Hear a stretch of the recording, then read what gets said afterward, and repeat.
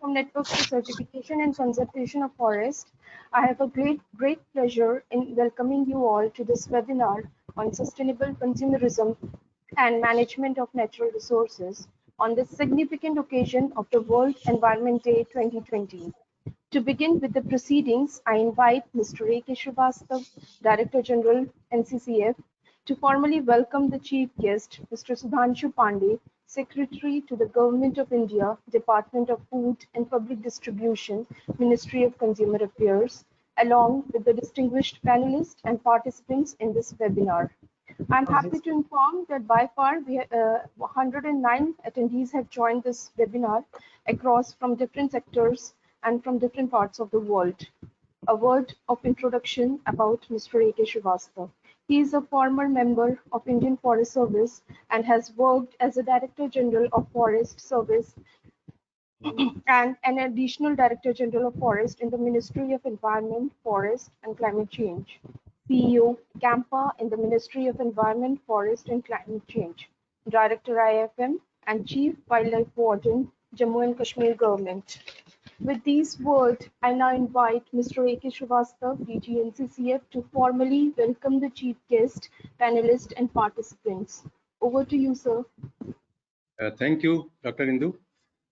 Sri Sudhanshu Pandey ji, Secretary to the Government of India, Department of Food and Public Distribution, Ministry of Consumer Affairs, Food and Public Distribution, who is the chief guest of today's event.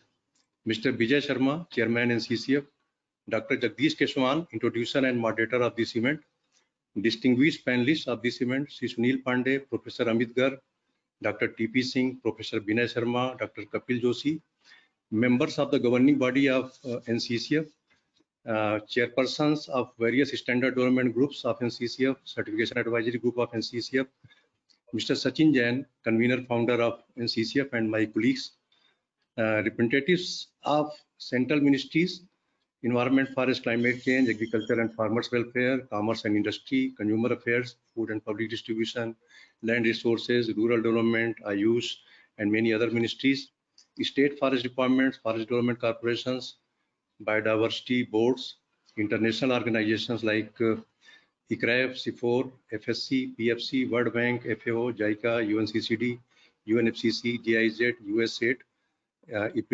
etc., who are representing this webinar, USAID Forest Plus Program, Tetra Tech ARD, various academic and research institutions, IIFM, the TERI, FRI, IGNFA, Forest Survey of India, IFS professionals from WII, Wildlife Institute of India, universities, colleges.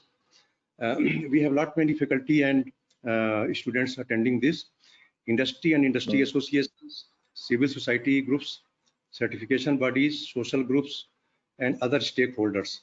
We have a diversity of participants in this webinar. And then we have representatives of Doordarshan, All India Radio, Press Information Bureau, and various leading dailies. Mr. Fayaz Shahryar, Director General, All India Radio, is himself attending this program. Then Mr. Kuldeep Dhatwalia, Principal Director General, PIB, Ms. Mitali Chatterjee, Deputy Director General, Doordarshan, and other senior officers of Doordarshan are attending this program. There are many concurrent events going on, being conducted by various organizations. Yet we have an impressive registration of some 385 delegates, and they are joining sooner than later. And I hope that by the end of this webinar, we will be having almost over 300 participants.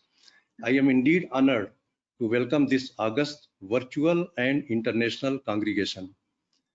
I extend a most hearty welcome to our chief guest, Mr. Sudhanshu Pandey, Secretary to the Government of India, Department of Food and Public Distribution.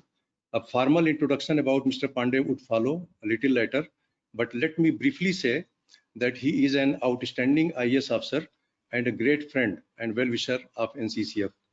From his earlier role as Additional Secretary, Ministry of Commerce and Industry, he has been guiding and encouraging us to promote certification of natural resources in India. While deciding the choice of chief guest, we had debated who would be the best chief guest for us, Then we zeroed in on Mr. Sudhanshu Pandey based on two considerations. From Ministry of Commerce, he promoted sustainable commerce standards and quality. And now in Ministry of Consumer Affairs, he is promoting responsible consumerism. So matching with the theme, we found that he would be the best chief guest for us, and we approached him, and he was very magnanimous to accept our offer instantly. So we are indeed honored with his gracious presence with us today. Ladies and gentlemen, the World Environment Day is a powerful platform to accelerate, amplify, and engage people, communities, and organizations to take action on critical environmental challenges faced by the planet. This year, Ministry of Environment, Forest and Climate Change is concurrently celebrating World Environment Day with the theme biodiversity, and specific theme is urban forestry. In the morning, Minister was speaking, Honorable Minister was speaking on urban forestry. So we are with the ministry, and we are working in sync with the objectives and mandate of the ministry. NCCF is a multi-stakeholder civil society organization contributing its bit to the cause of conservation of natural resources in India through sustainability standards that we develop India specific and globally benchmark. Our scheme for Indian scheme of forest certification is recognized by the global certification body PEFC, and many states are using that scheme. Our scheme for trees outside forest certification scheme is ready for launch. We are developing schemes for various other sectors like NWFPs, protected areas, wetlands, ecotourism, and biofuel, biomass, quality planting material, etc. We are also developing a carbon registry for India. So happy to inform that NCCF is a member of PEFC Council from India. We are member of IUCN, and we have observer status with the UNCCD. Dr. Pradeep Monga, the Deputy Executive Secretary UNCCD, has told me that during any stage he would be joining the event. Ladies and gentlemen, we are deeply concerned and impacted by the COVID-19 pandemic. To all our participants, valued partners and stakeholders, we wish full safety and good health in these challenging times. Climate change, habitat fragmentation, land use changes, biodiversity loss, and illegal wildlife trade, etc., are among other factors often identified as possible reasons for zoonotic diseases and emergence of animal-borne pandemics like COVID-19. Health of people and health of the planet are interdependent. Prakriti rakshati rakshita. The nature protects if you protect the nature. Conservation challenges during and post COVID-19 call for adopting sustainable lifestyles, absolutely new mode of consumerism, going back to the villages and hills, reverse migration, need for a decentralized governance and economy, accelerating participatory forestry management in India, high priority local industries, small, medium enterprises, green growth, focus on climate change mitigation, biodiversity conservation, and overall prudent management of natural resources. It is in this context we are organizing this webinar with the theme Sustainable Consumerism and Management of Natural Resources. And yes, this is the time to go back to the nature, to realize the cultural role and ecosystem services role of the forest, agroforest, and urban forest for overall peace and well-being of people, with the objective of increasing sustainable management of our natural resources. We have learned to live with many new normals like social distancing, reduced consumerism, nature-based healthcare, and so on, so forth. With these words, I extend a most hearty welcome to all of you once again.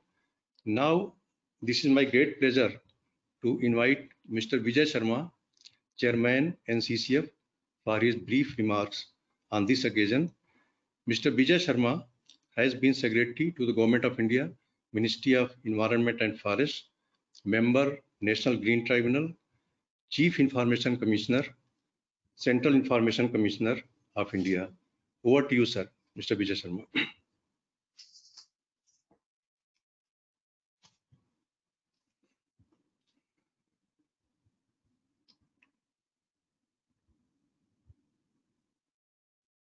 Thank you, Ashish.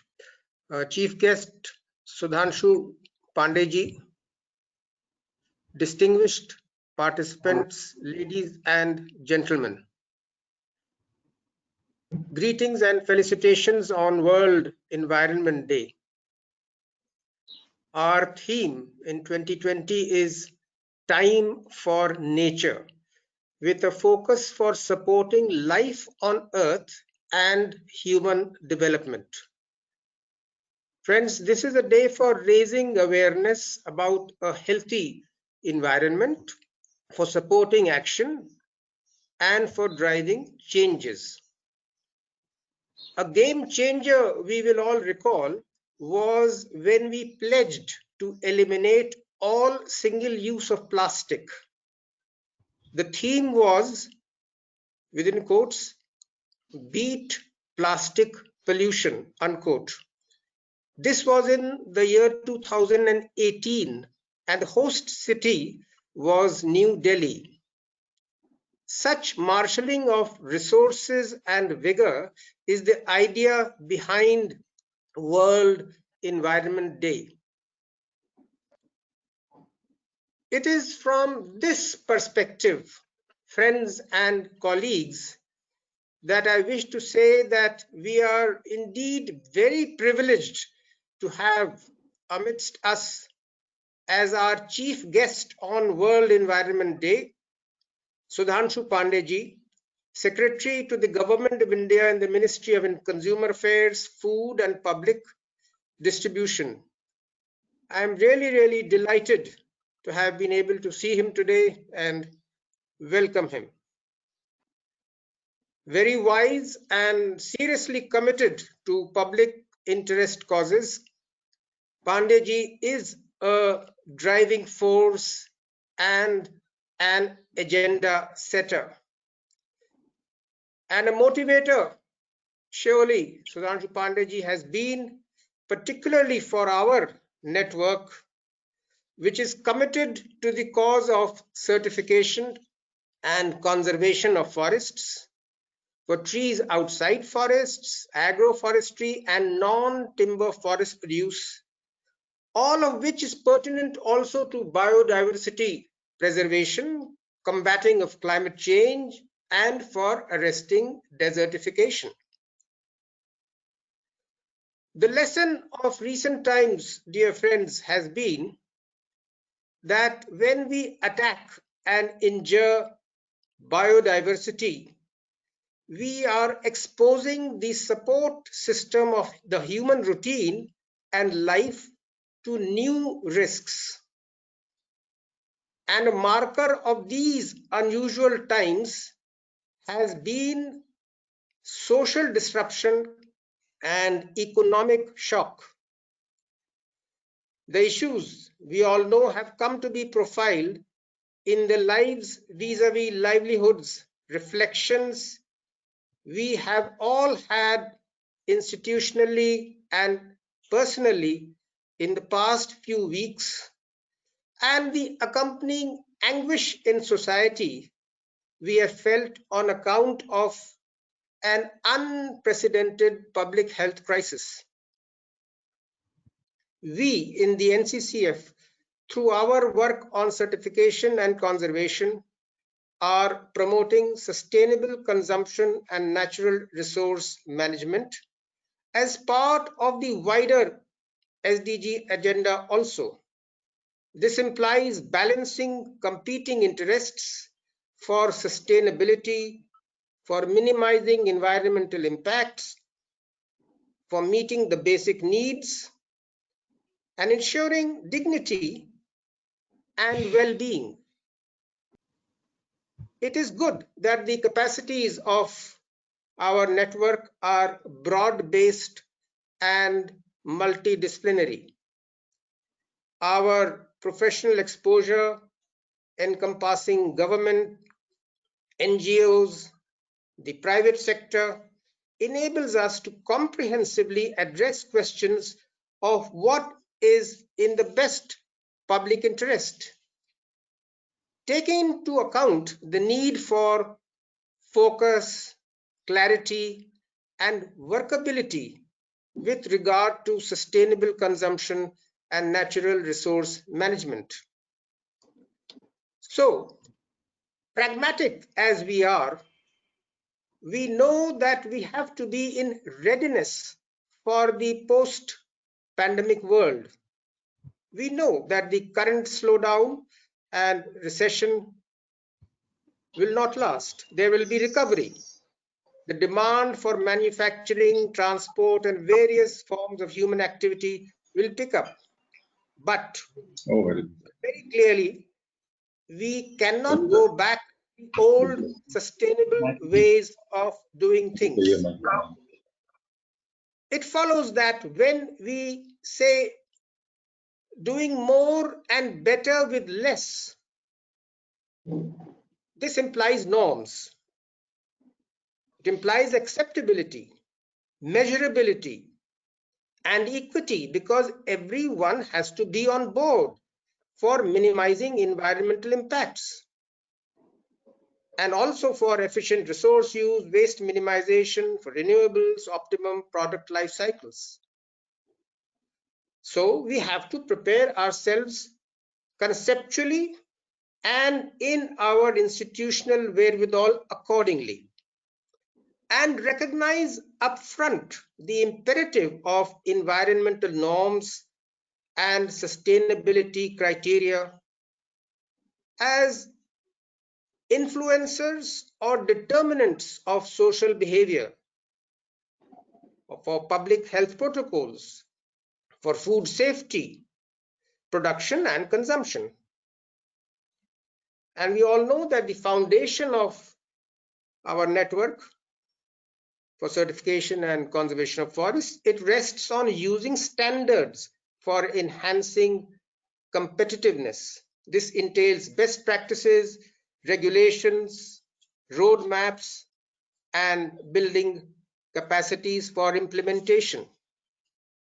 And that is why I am happy that we would be walking through the mosaic of issues with very eminent thought leaders, with Professor Amit Garg, Dr. T.P. Singh, Professor Vinay Sharma, Sanjay Upadhyay ji, Dr. Kapil Joshi, and Sunil Pandey ji, our lead presenters.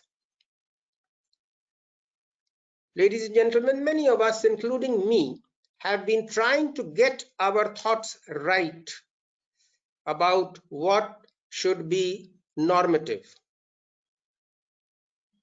A few days ago, I came across the motto of Wageningen University in the Netherlands, which has to do with forests, agriculture, sustainability.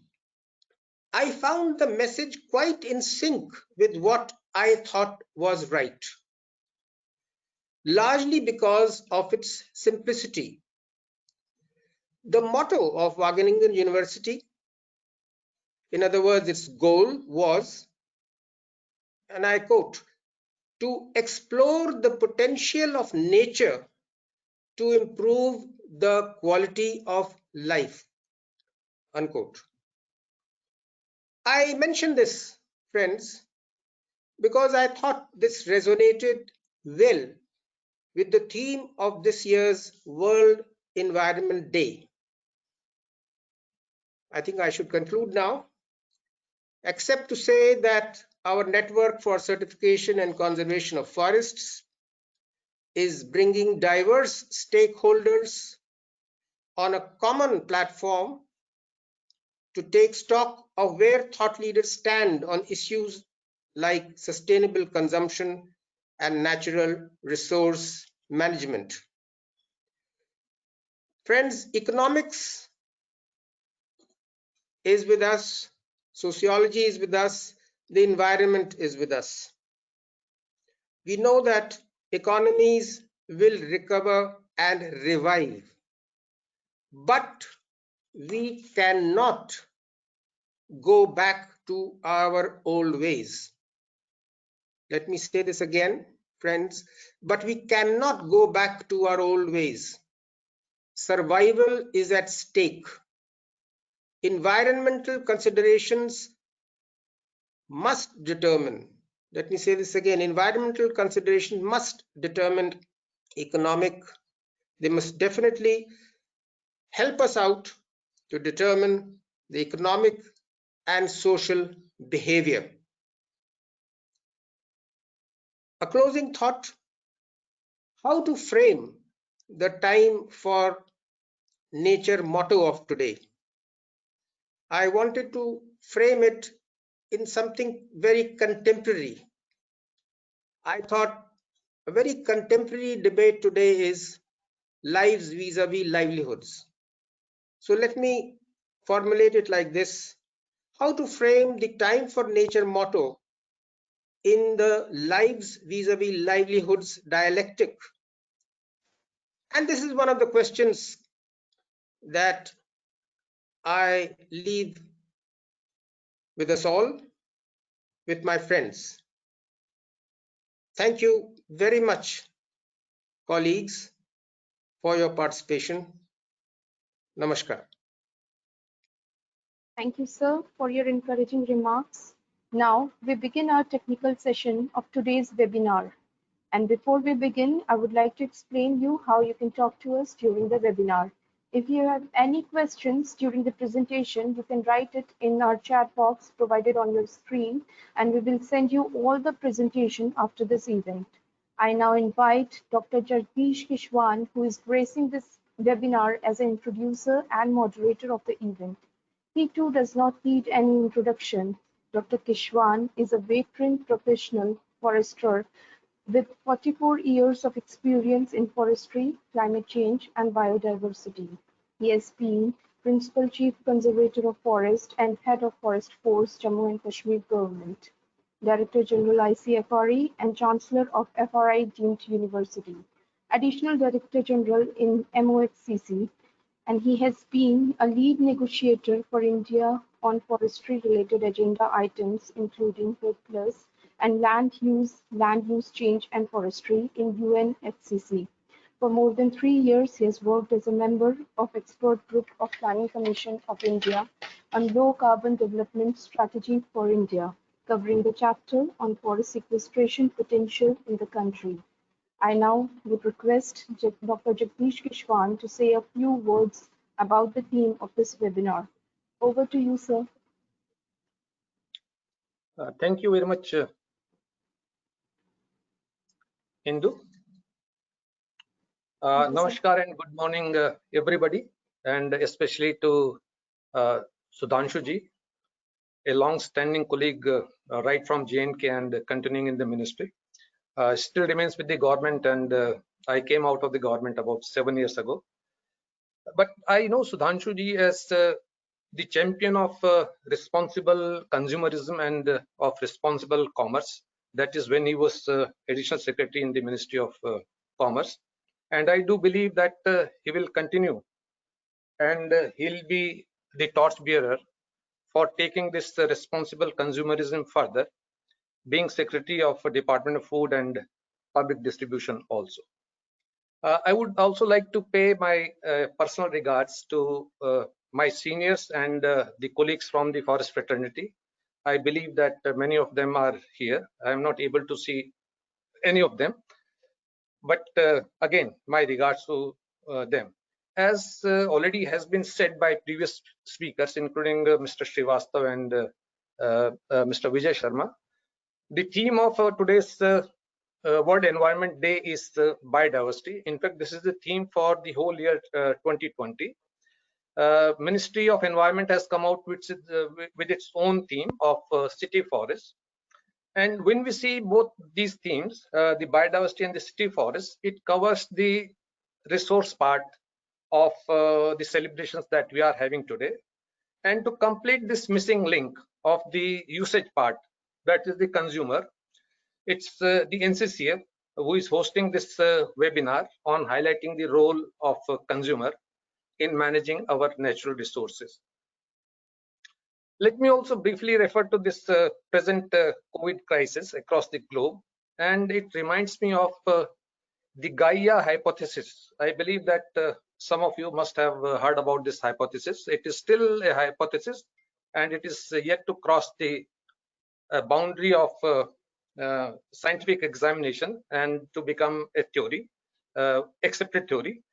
But in any case, it's a philosophy which was propounded by James Lovelock, and it says basically that Earth is a self-regulating complex system of organisms and their surroundings, and these act and interact with each other to maintain life on Earth.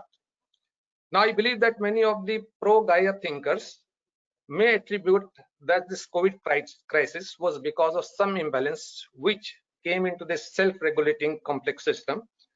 I am neither saying yes nor no for this, but COVID or no COVID, the realization for care for natural resources has been spreading fast and also growing very fast. Now, when I come to sustainable consumerism, I can say that it has the potential of bringing in that ideal state where action of each individual consumer changes the way we treat and manage our environment and our natural resources.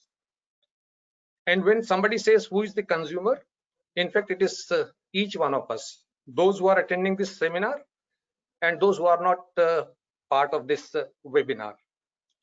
It's a common thread which cuts across all of us, coming from different vocations, practicing different cultures, coming from different strata of the society. And we have this common thread running through all of us, which is that all of us are also a consumer. And I can say that I believe consumer is a sleeping giant. It requires a gentle nudge, a little bit of awareness to ultimately realize that consumer is the king. And once that realization is there, many of the deviations which have been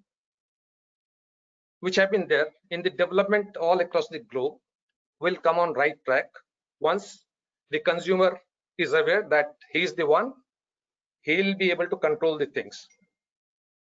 Consumerism also has two aspects. The first one is which we have been seeing most of the time is unbridled and wasteful consumerism, and that is what we really don't want to be supporting. And the second one is responsible consumerism. It is this kind of consumerism that we will be championing, we'll be doing our best to promote it. And let me tell you also that responsible consumerism is the one which can force businesses, industries, and the service providers to improve their services as well as supply of goods to the customers.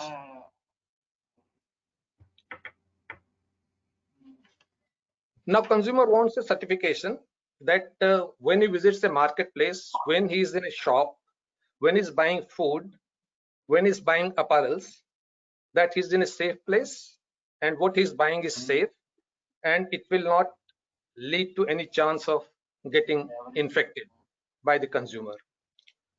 Slowly and steadily, the consumer consciousness will transcend all services, and this includes the ecosystem services and goods which come from our natural resources like forest and biodiversity. The day is not very far when consumer will be looking for a certification logo on a piece of furniture, on a product coming from forest, a piece of lumber, or even when staying in a resort near a forest, and he will like to have a satisfaction that the goods and services that he's enjoying have come from sustainably managed sources.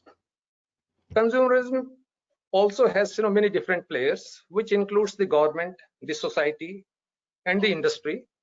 But the most powerful of these players is the individual.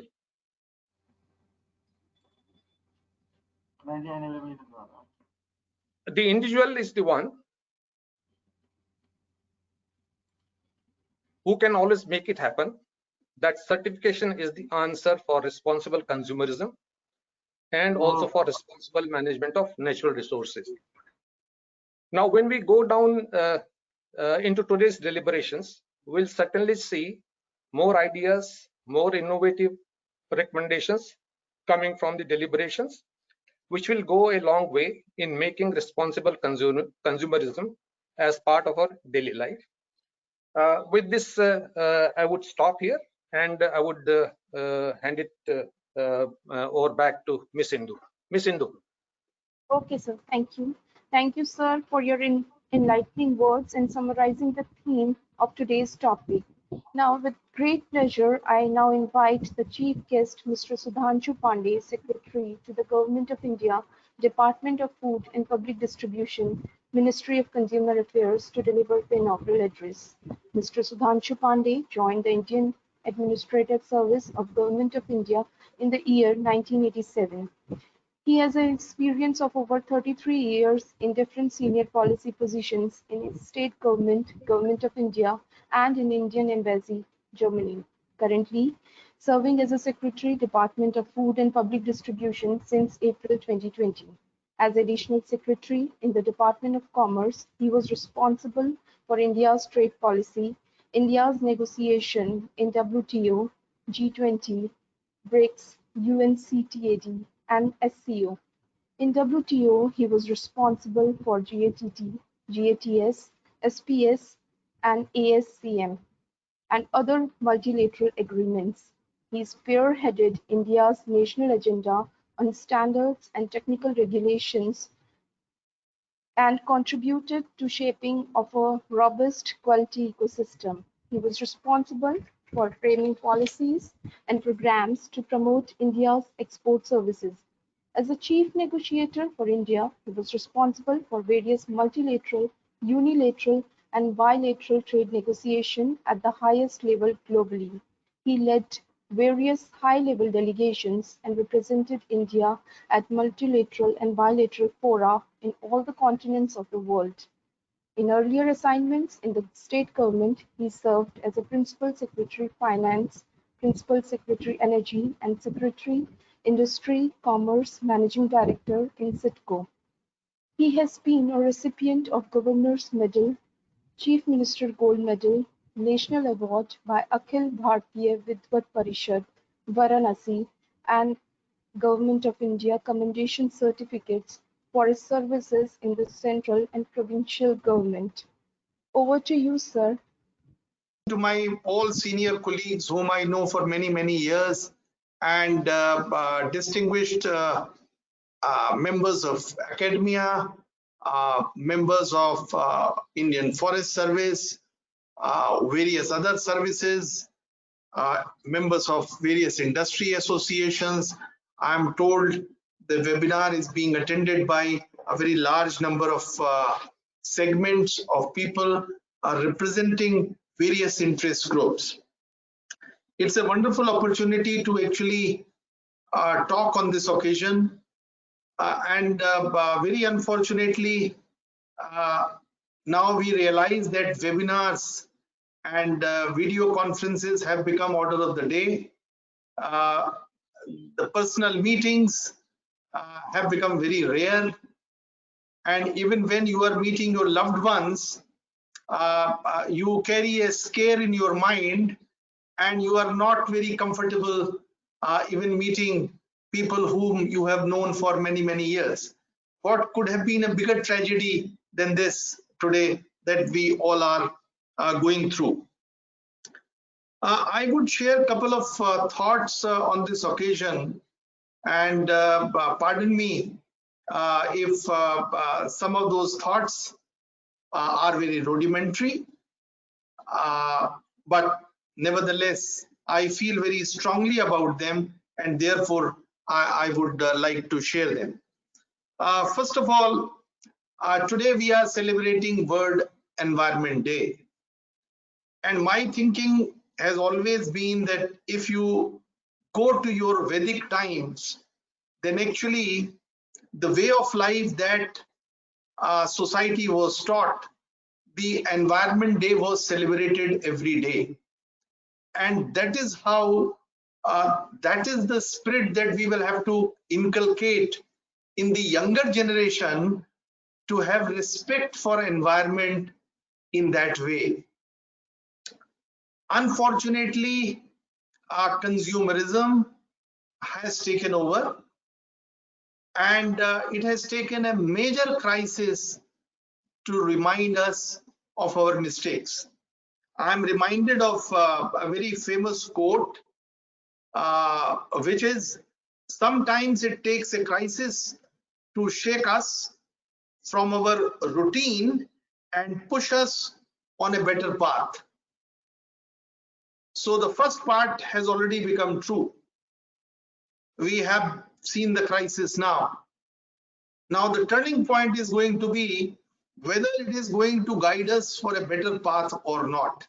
Now that choice has to be made by us once again. We are standing at that point from where we have to make that choice.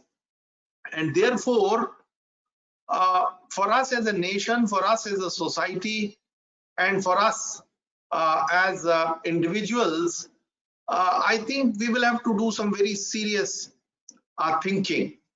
I would share one small anecdote, and that's very important, I feel, because today almost 55% of India's population still lives in villages, is dependent on agriculture, and that is where one of the major responsibility lies on all of us to actually shape their lives better and prepare them for contributing for a better environment apart from the urban population. During one of the discussions in Japan, a very interesting thought came, which I in fact try to also push with the Niti Aayog. They have the concept of agricultural high schools. In India, we do not have, we have the polytechnics, we have for all other trades, ITIs, but they have a concept called agricultural high schools. We produce white collar agriculture experts, but we do not produce educated, trained farmers who will actually do farming on the field.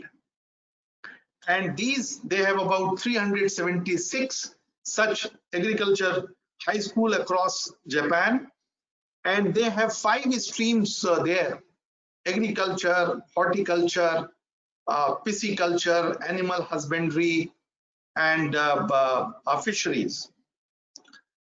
Now, depending upon the climatic zones, all these high schools curriculum is made, and all corporate companies, government provides only for one-time capital investment in these institutions, and then all companies actually own and run these institutions, and people who are created from there, they actually are responsible for managing their resources in the vicinity, and they are trained to actually understand the importance of the vicinity, environment, resources that they have around them. I'm also reminded of a very interesting quote, which is a very famous quote, and that is where then the discussion started. And I felt that in India also we need to have focus on training our rural people for managing their resources while undertaking various agricultural operations, because that is where they will cover the large chunk of the country.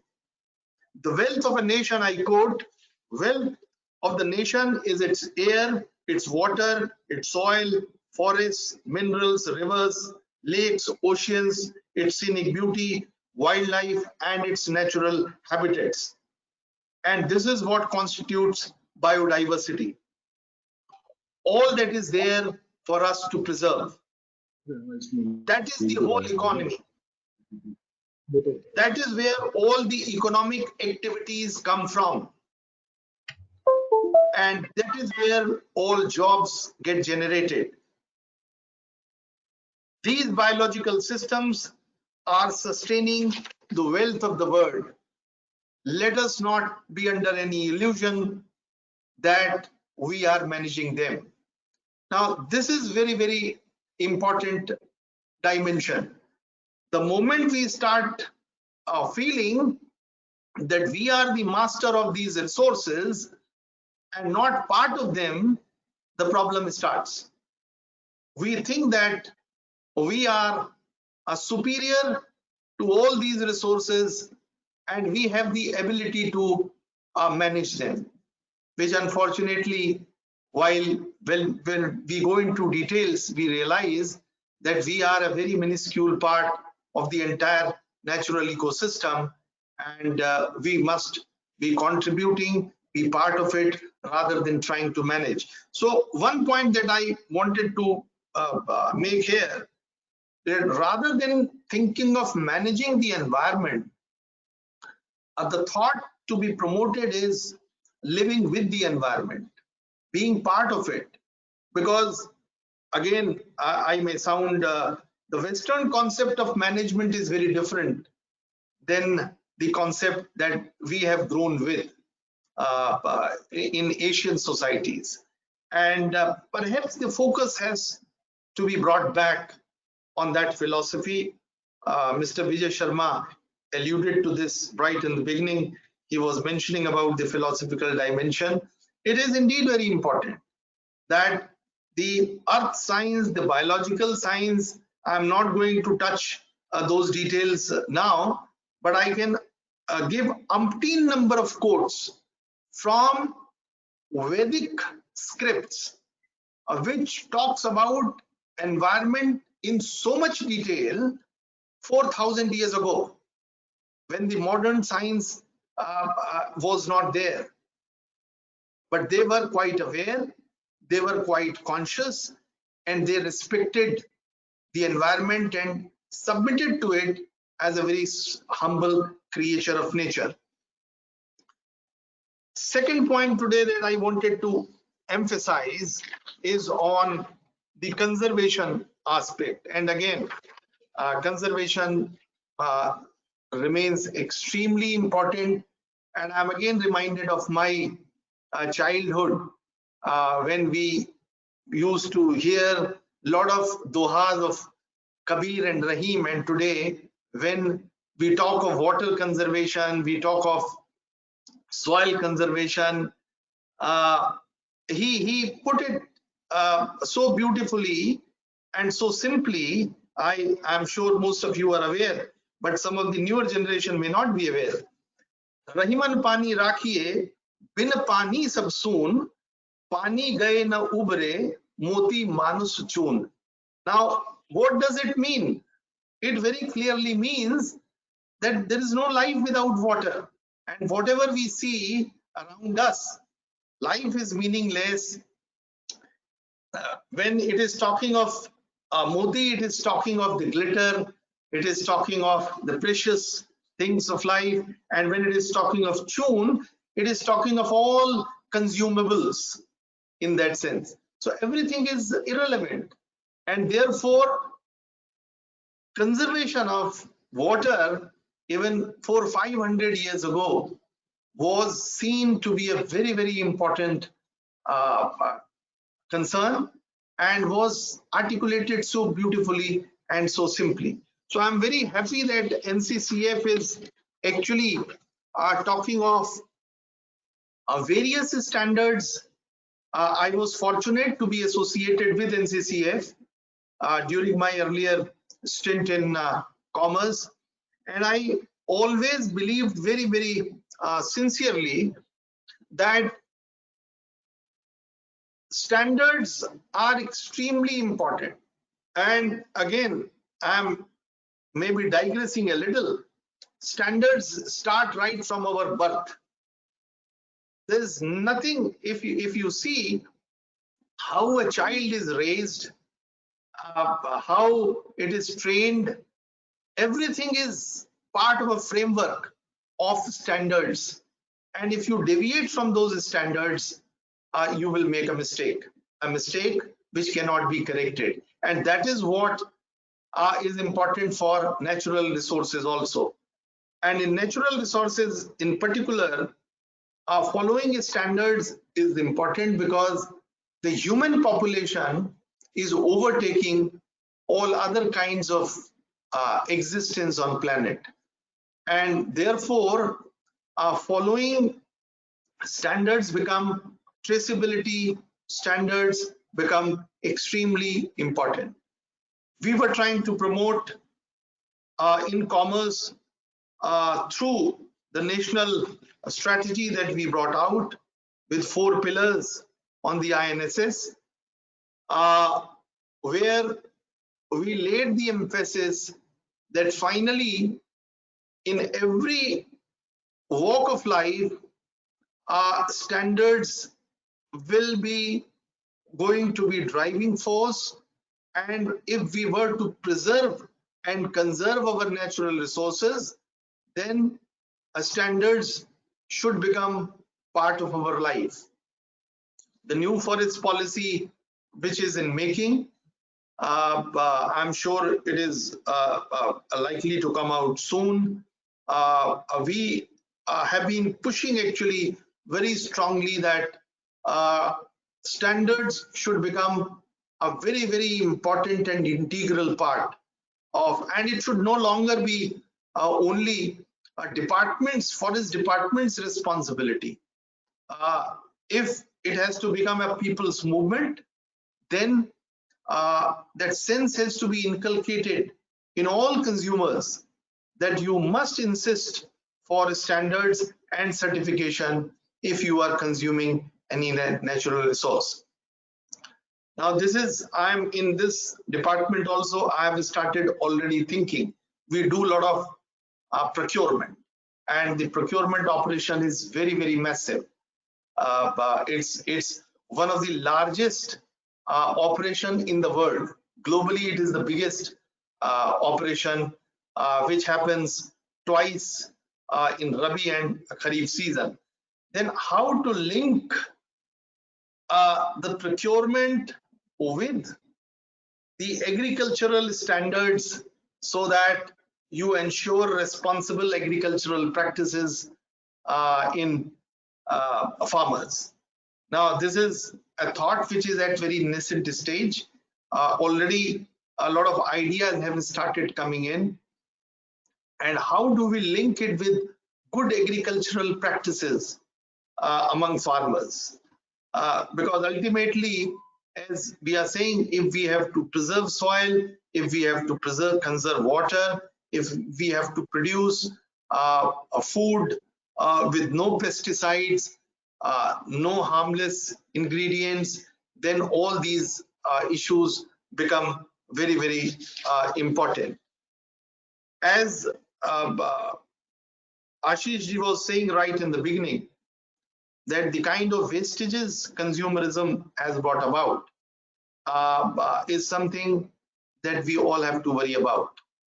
I give you another very small example before I come to the last part. When the e-commerce got promoted, I was one of the few and the early ones who started raising the issue of the packaging material. Because if you see, the e-commerce delivered products consume almost 3 times the packaging material than ordinary brick and mortar store does. And as the e-commerce is going to grow, as we all know, the COVID scenario has also actually added to that trend. Then we have to very seriously think of biologically sustainable, bio-friendly packaging material, innovative packaging material, because if you have children at your home or grandchildren at your home, you would realize that disposal of the e-commerce delivered packaging material itself is becoming a challenge, because our waste disposal, solid waste disposal system is not geared up actually for systematic collection and disposal.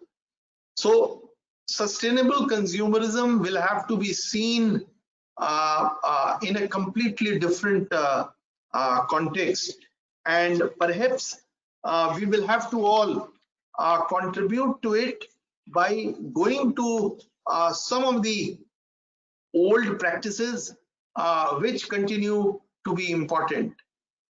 One thing that perhaps lesson that we all have drawn from the COVID crisis is that how little that we all can live with.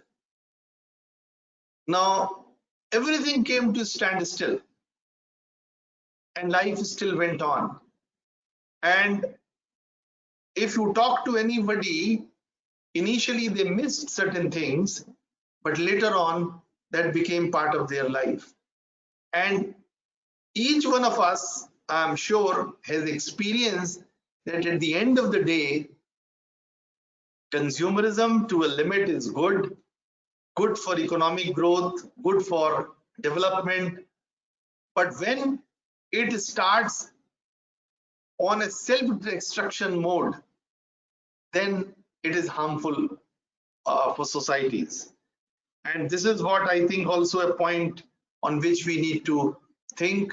I'm always reminded of a very conservative society, which I see, Japanese society.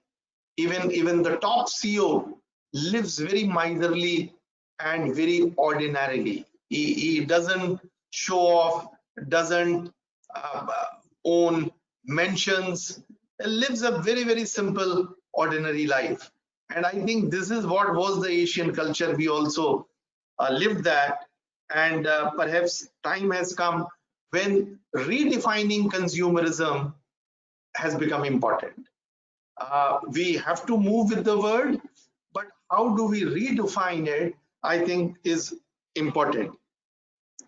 Here again, I am reminded of, because I was very fond of reading these dohas, so I am quoting yet again one which is good, I think, for the younger generation, especially all of you would perhaps on the screen would know, which was again a way of life. And it meant basically to remind you that what are your needs finally. Sai इतना दीजिए जामे कुटुंब समाए, मैं भी भूखा ना रहूं, साधु न भूखा जाए.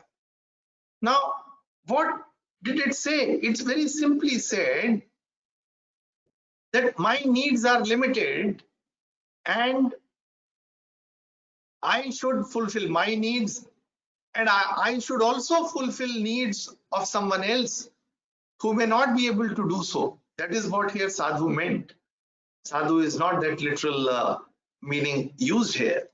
So I think we have to, when teaching modern science, unless we bring in some of the philosophical dimensions from where I think the inspiration should come in, at times we miss the big picture.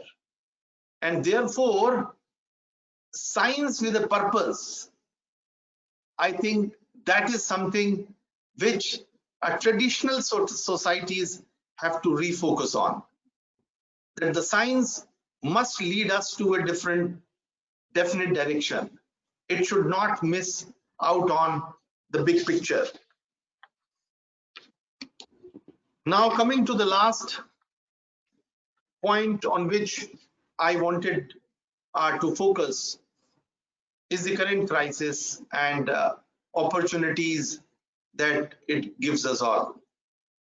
Without going into controversy of the Wuhan virus and how did it get created, whether in the lab or in the Wuhan wet market, I'm not going into those details. But one thing is very certain, that over tinkering by human being has led to this crisis. You tinkered too much with the genome, genetic resources, without knowing what it can lead to. The story of Mahishasur that we all hear, precisely it is that story, that you create a demon which starts destroying you at the end. So therefore, the message for all of us is that let us, while trying to understand nature, for nature's well-being and our well-being, we should not be over enthusiastic in taking the charge of nature, because whenever humankind has made any attempt to take full command of the nature, it has suffered irreversible losses. And COVID-19 is precisely that turning point once again. And this has happened almost every 100 years in last about 300-400 years in one way or the other. And therefore, the World Environment Day today, as I said right in the beginning, should become the Environment Day every day. And that is what our motto should be. We should be celebrating Environment Day and this message in each of our activities, in each of our thoughts as a responsible citizens and responsible creatures on this earth. NCCF has taken a very lead role, and I have no doubt in saying so that unfortunately its role needs to expand, and it needs to be recognized on a much wider scale across the country as well as in government circles. Because as I said, many Forest Service officers will perhaps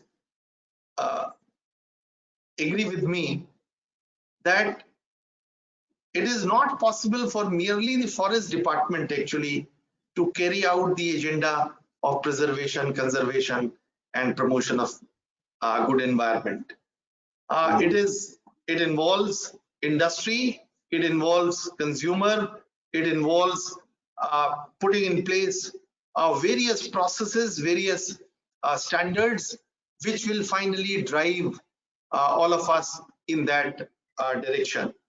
So I wish that starting from today, perhaps NCCF will continue to be a strong advocate of standards for natural resources in particular. Another very important area which perhaps you need to look at, on which we had started working out, where the biological resources, the biodiversity authority, the way it functions, I think that also needs to undergo a lot of change in collaboration with organizations like NCCF, where making users of those resources equally responsible and aware can guarantee us better results, better outcomes than actually putting merely a regulatory system, enforcement of which often remains a challenge. So thank you very, very much, sir, to all of you for giving me this opportunity to speak on this day. I'm sure your conversation today with all speakers, with their experience, is going to be beneficial. And at the end, I would conclude with again, and this perhaps Keshwan sir had mentioned, where he said that human being is in the center, and that is what now I'm also going to focus on to conclude. And this is again a very famous verse from Vedas, and it says, "Paropkaraye phalanti vraksha, paropkaraye bahanti nadya, paropkaraye duhanti gava, paropkararth idam shariram." I think I need not explain, but again for the younger generation in particular, that the tree that bears fruit bears it for others. The water that river has is for others. The milk that cow gives is for others. And therefore, as a human being, a more responsible creature on this earth, we should feel more responsible that our existence is equally for others. This is what I think we all have to keep in mind to manage this, be part of this environment in a more sustainable way. Thank you very much, sir. Thank you, sir. Thank you, Mr. Sudhanshu. I mean, what you said, it really goes back to our culture 4,000, 5,000 years ago. And what you said is now it's the call of the time that it's the Environment Day should not be celebrated once a year, but every day should be the Environment Day. And those dohas, which you quoted from Rahim, I remembered the first line, but second line, I was not remembering. And so nice of you to remind me those. And what you said is that it is the individual who makes the difference. We'll certainly take your advice further, and hope to be interacting with you in your capacity as Secretary Department of Food and Public Distribution. And as you said that you are already have it on your mind that how certification can be linked with your procurement, huge procurement. I think it's the massive procurement, maybe the maximum in the world, that any agency does. It's the biggest in the world. Yeah, it's the biggest operation in the world. And once you connect that with the certification, this will be the biggest certification which any agency will be doing. And Sudhanshu ji, you will be remembered, for introducing this certification there also. So thank you very much for your words of advice to all of us. And we will take your advice very seriously. We'll take it very seriously, and we'll take it forward also. Thanks a lot for being with us. So nice of you. Thank you very much, and namaskar. Thank you so much, sir, for your inspiring and thought-provoking address. You have given a certain way forward to NCCF furtherance of our activities. Thank you so much, sir. And now I would like to mention little of our numeral figures. Like out of 400 participants we have received, right now 171 attendees are there in our webinar, and more are joining us. So now I have a great pleasure in inviting Dr. Jagdish Keshwan to moderate further proceedings of the event. Over to you, sir. Thank you very much. Yes, please. Mr. Vijay, please. Sudhanshu ji, I really want to say thank you from deep down. You've been very agenda setting, very spirited, and of course there's been much wisdom in what you said, and I am truly thankful to you for having taken the time and for giving us taken us in a certain direction which has made us feel elevated also, and I think has done good for our own thinking. So thank you very much, and have a good Environment Day. I am very happy and satisfied about the time that we've spent today with you today, Sudhanshu ji. Namaskar. Sir, may I add a few words?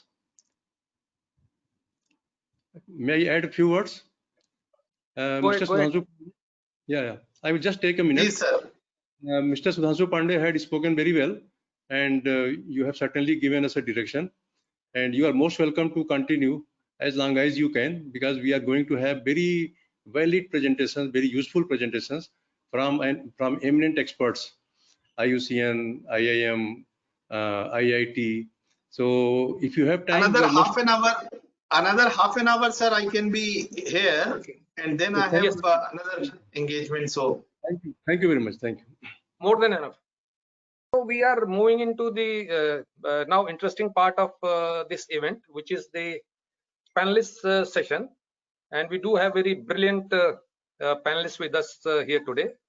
All 5 of them. One has not been able to make it, and I am getting the message that he's in the Supreme Court, Mr. Sanjay Upadhyay.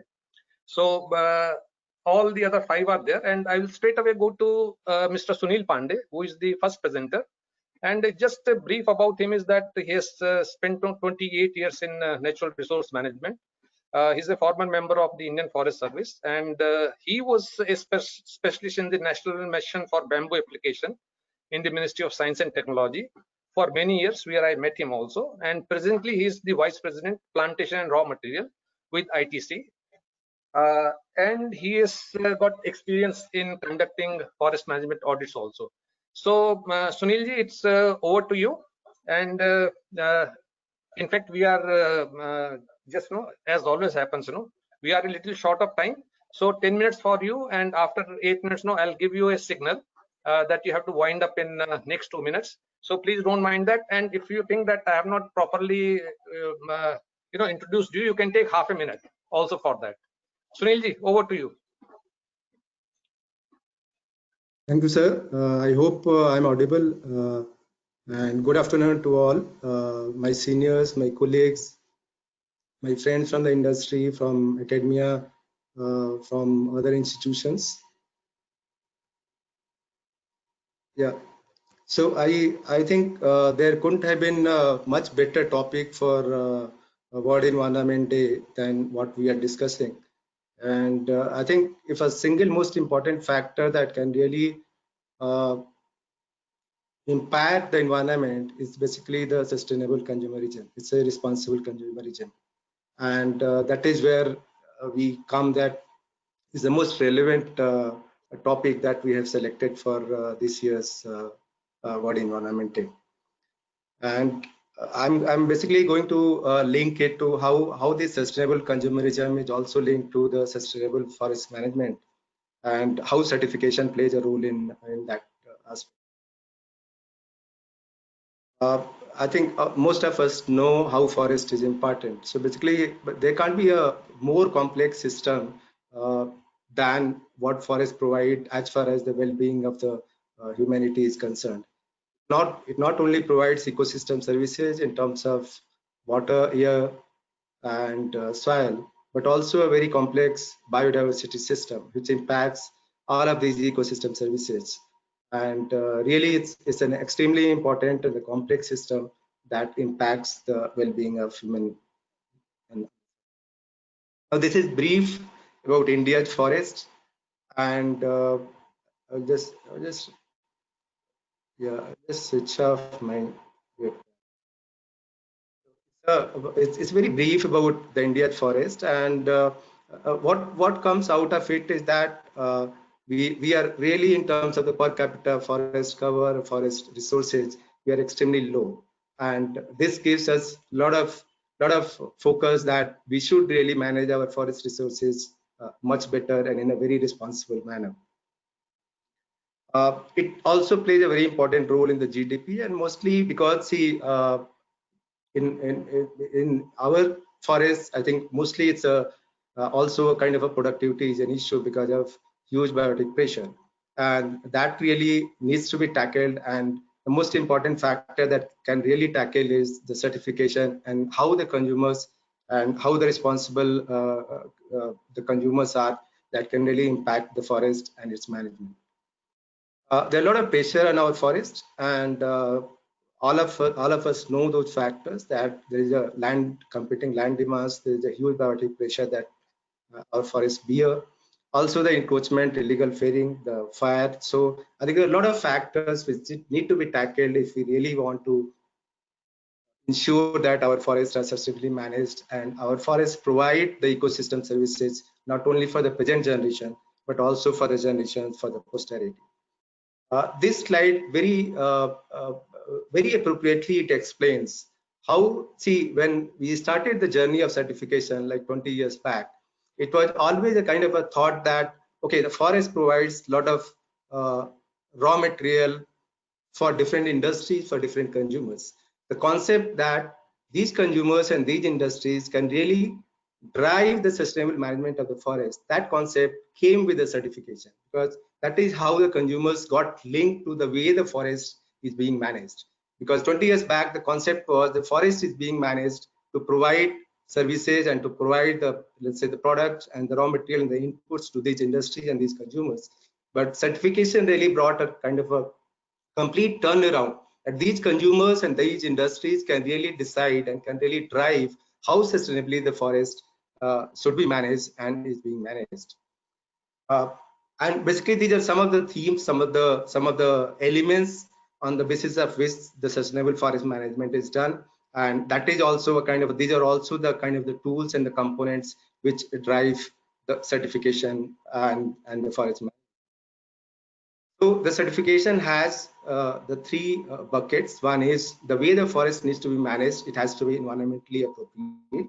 Means not only it has to provide the environmental services for the present generation, but also it has to be capable of, and it has to be made capable of providing the same services for the posterity. It has to be socially beneficial. So for the society, really, it should really give value to the society. And also it has to be economically viable. So these are the three important themes of the sustainable forest management, and the certification really takes them forward, that how the consumers know that a particular forest or a particular product which they are going to consume is coming from a forest, which really ensures that all three themes, all three parameters are really met with.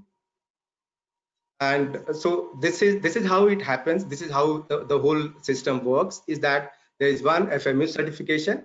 Basically it sets a standard that how a forest management should happen. And the second part is the chain of custody certification. Chain of custody certification is nothing but it's basically the traceability certification, that a product that a consumer is consuming is coming from which type of the forest, and how can it link the product to the way the forest is being managed. So these are basically the two components of the certification, and these go together just at the to the consumer, to ensure that, okay, the consumer can really give a kind of a value, a premium, or a kind of a preference for a product which is coming from sustainably managed forest or from a certified forest. And there is a kind of a move not only on the demand side of it, that the forest products that the consumers should consume and the aware consumers want, not only there is a demand side push that these forests should be certified, but also there is a kind of a supply side push that more and more forests need to be certified to meet the market demand.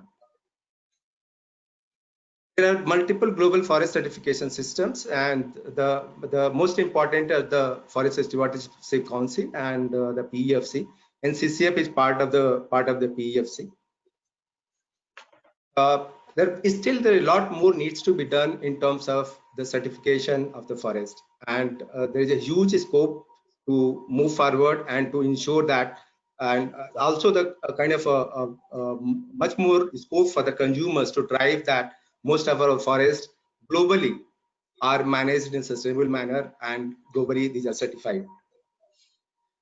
So, and most of the industries, basically the industries are really catering to the consumers. So most of the industries are also become kind of aware that the resources that they are consuming, or the input material that they are consuming, needs to come from the sustainably certified forest, because that is a kind of a need of the hour for the sustainable or for the responsible.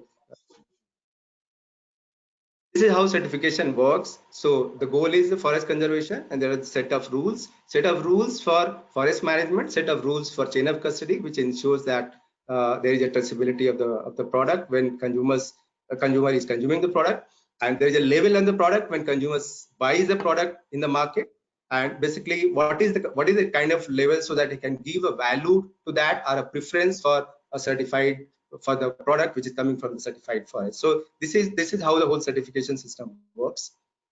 And so in a very crude way, like there is a forest management certification system, and then rest of it is the traceability certification system, so that the consumer or the industry knows that the product is coming from the for you. Sunil, 2 more minutes. Sure, thanks. So, and these are kind of the benefits. I mean, already we have explained that there is environmental component of the forest certification, there are social components, and there is a kind of the management side of it, because each certification, which is internationally benchmarked, is managed by a third party. So there is a third party audit system, so that the consumers really get a confidence that the product, the certified product that they are consuming, there is no issue with that, and it's already a third party verified certification system through which the whole product is coming through. This is a brief about NCCF. It's a non-for-profit organization. It was established in 2015. We are member of the PEFC, member of IUCN and NCCD. Basically, it's a huge number of the stakeholders in the NCCF. There is the social sector side, the industry side, there the government ministry, the environmental side, and the NGO side. So this is how the NCCF and its stakeholders management happens, and this is how the NCCF gets involved in the development of its standards through these stakeholders. So there are multiple standards that NCCF has developed. Already the forest management certification standard has been launched, and there are 3 outside forest certification also at the final stage, and the NWFP protected area. So these are the certification standards which are in the progress. This is a kind of a brief endorsement from the PEFC, because the PEFC is an internationally recognized agency, and NCCF is endorsed by the PEFC. Also, there is in last few years there is a huge awareness in the government system. So there are a lot of ministries and departments, they know about the forest certification, and there is NCCF has been able to create a kind of huge awareness, not only to the stakeholders, to the consumers, but also to the government system, that they really push for the certification of the forest. There has been a recent advisory from MOEFCC, and basically this advisory says that the state forest departments can also adopt to the certification, and there are multiple schemes as well as support systems which are available. As far as the market demand is concerned, the just one point. The first one is that most of the consumers believe that if they are getting a product from a certified forest or from certified source, that's the most important impact that creates on the consumers to make a choice for a particular product. Sunil, you will have to finish in half a minute. You already overstepped the time limit. Sunil? Sure. So basically what this slide shows that not only India imports a lot of wood and the forest products, but also we export. And the journey of certification that we have started, mostly it is for the exported products, but also it should drive the domestic consumption also. So whatever the imports are happening, the domestic consumers need to demand that these products are coming from sustainable sources. And there are multiple industries which are, where there is awareness that they need the certified wood as a material, and not only the domestic consumers, but also a lot of international export. These are the list of the industries who have really committed themselves for the responsible sourcing. The way forward is that, see, till now it's mainly the certified products are going in the export market, but we need to create a domestic market so that the consumers can really contribute to the overall sustainable management of the forest, and really that will really help the environment as well as most of the ecosystem services. And ministries as well as the other departments, the NGOs, the academia, research institutions, like every agency, has to play a role in this for taking the forest certification forward, because that's the way forward for responsible forest management. Thank you very much. Thanks, sir. Thanks a lot. Thank you, Sunil. Thanks a lot for that informative talk, and that's what you said. In nutshell, certification is the way forward for sustainable management of natural resources. Certainly, if you have questions, from audience, will certainly pose those to you. Now, the next presenter is my old friend, Professor Amit Garg, and he is going to speak on a very timely subject. It is 3 Ps. I was telling him People, Planet, and Profit. He's a renowned authority in public systems group of IIMA, and he's co-chair of IPCC Emission Factor Database Editorial Board, and has been a lead author of sixth assessment report, Working Group 3 of IPCC, and he has contributed in the emission cap report of UNEP, that famous report of November 2017. I have gone through summary of that. It was really a very nice report. So over to you, Mr. Dr. Professor, Mr. Amit. Thank you, sir. And it is my pleasure and a big honor to interact with so many experts and eminent people. So my greetings from IIM Ahmedabad, sincere greetings. And this is a very, very interesting and important topic. We must have heard about PPP, public-private partnership. But I think this people, planet, profit is much more important. It has gained much more importance now because of the recent problems the world is having, and we have to tie over, and then I think we have to give proper weight to the first two P's, and third P has to be taken behind. I hope you can see my screen. So I will operate. Sir, Kishwan sir, is it okay if I operate? Yeah, please go ahead. Yes. So I think the sense of sequencing and proportion is missing. We people, planet, profit, it has become like this. Profit is the big thing, then people, and then planet. So this has created the problem. And why has this happened? It has not happened in India alone. This has happened all over the world. And this has happened not only now, this has happened across so many years and decades. Why? So first is we are having a profit focus. There are owners of businesses, there are managers of businesses. They also have conflicts. Owners want more profit, managers want more sales. So both are in fact increasing. So these two, if you take as one, against people, you and me, and sometimes themselves. And then again, these two versus planet. Even people versus planet. So this has become, in my opinion, because of focus on profit alone. And of course, consumerism has I would not say that this is bad, but unbridled consumerism is definitely not good for us. So, and it has been going up. Resource use is not constrained. There was a book I read, Factor of 4, which says every finished goods can be made by only 25% of material what you are using. So if a car is 800 kilos, it can be made in 200 kilos. And you can assume, we can visualize the amount of fuel we'll save, the amount of efficiency we'll bring in material use. So resources use is not constrained. Its sustainability is not considered. Of course, externalities are not internalized. So we know externalities are like greenhouse gas emissions. We understand that water pollution, air pollution, the depth of water table is going down in every city, even villages. And of course, the air is heavily polluted in our cities. Governance, of course, making policy and implementing policy. I think there is a big chance in these two, policy making and policy implementation. They are supposed to be exit and voice mechanism, like we have mobile number portability, where we can switch your operator very easily, the service provider, and it has definitely brought some level of efficiency and responsibility in the businesses they are operating.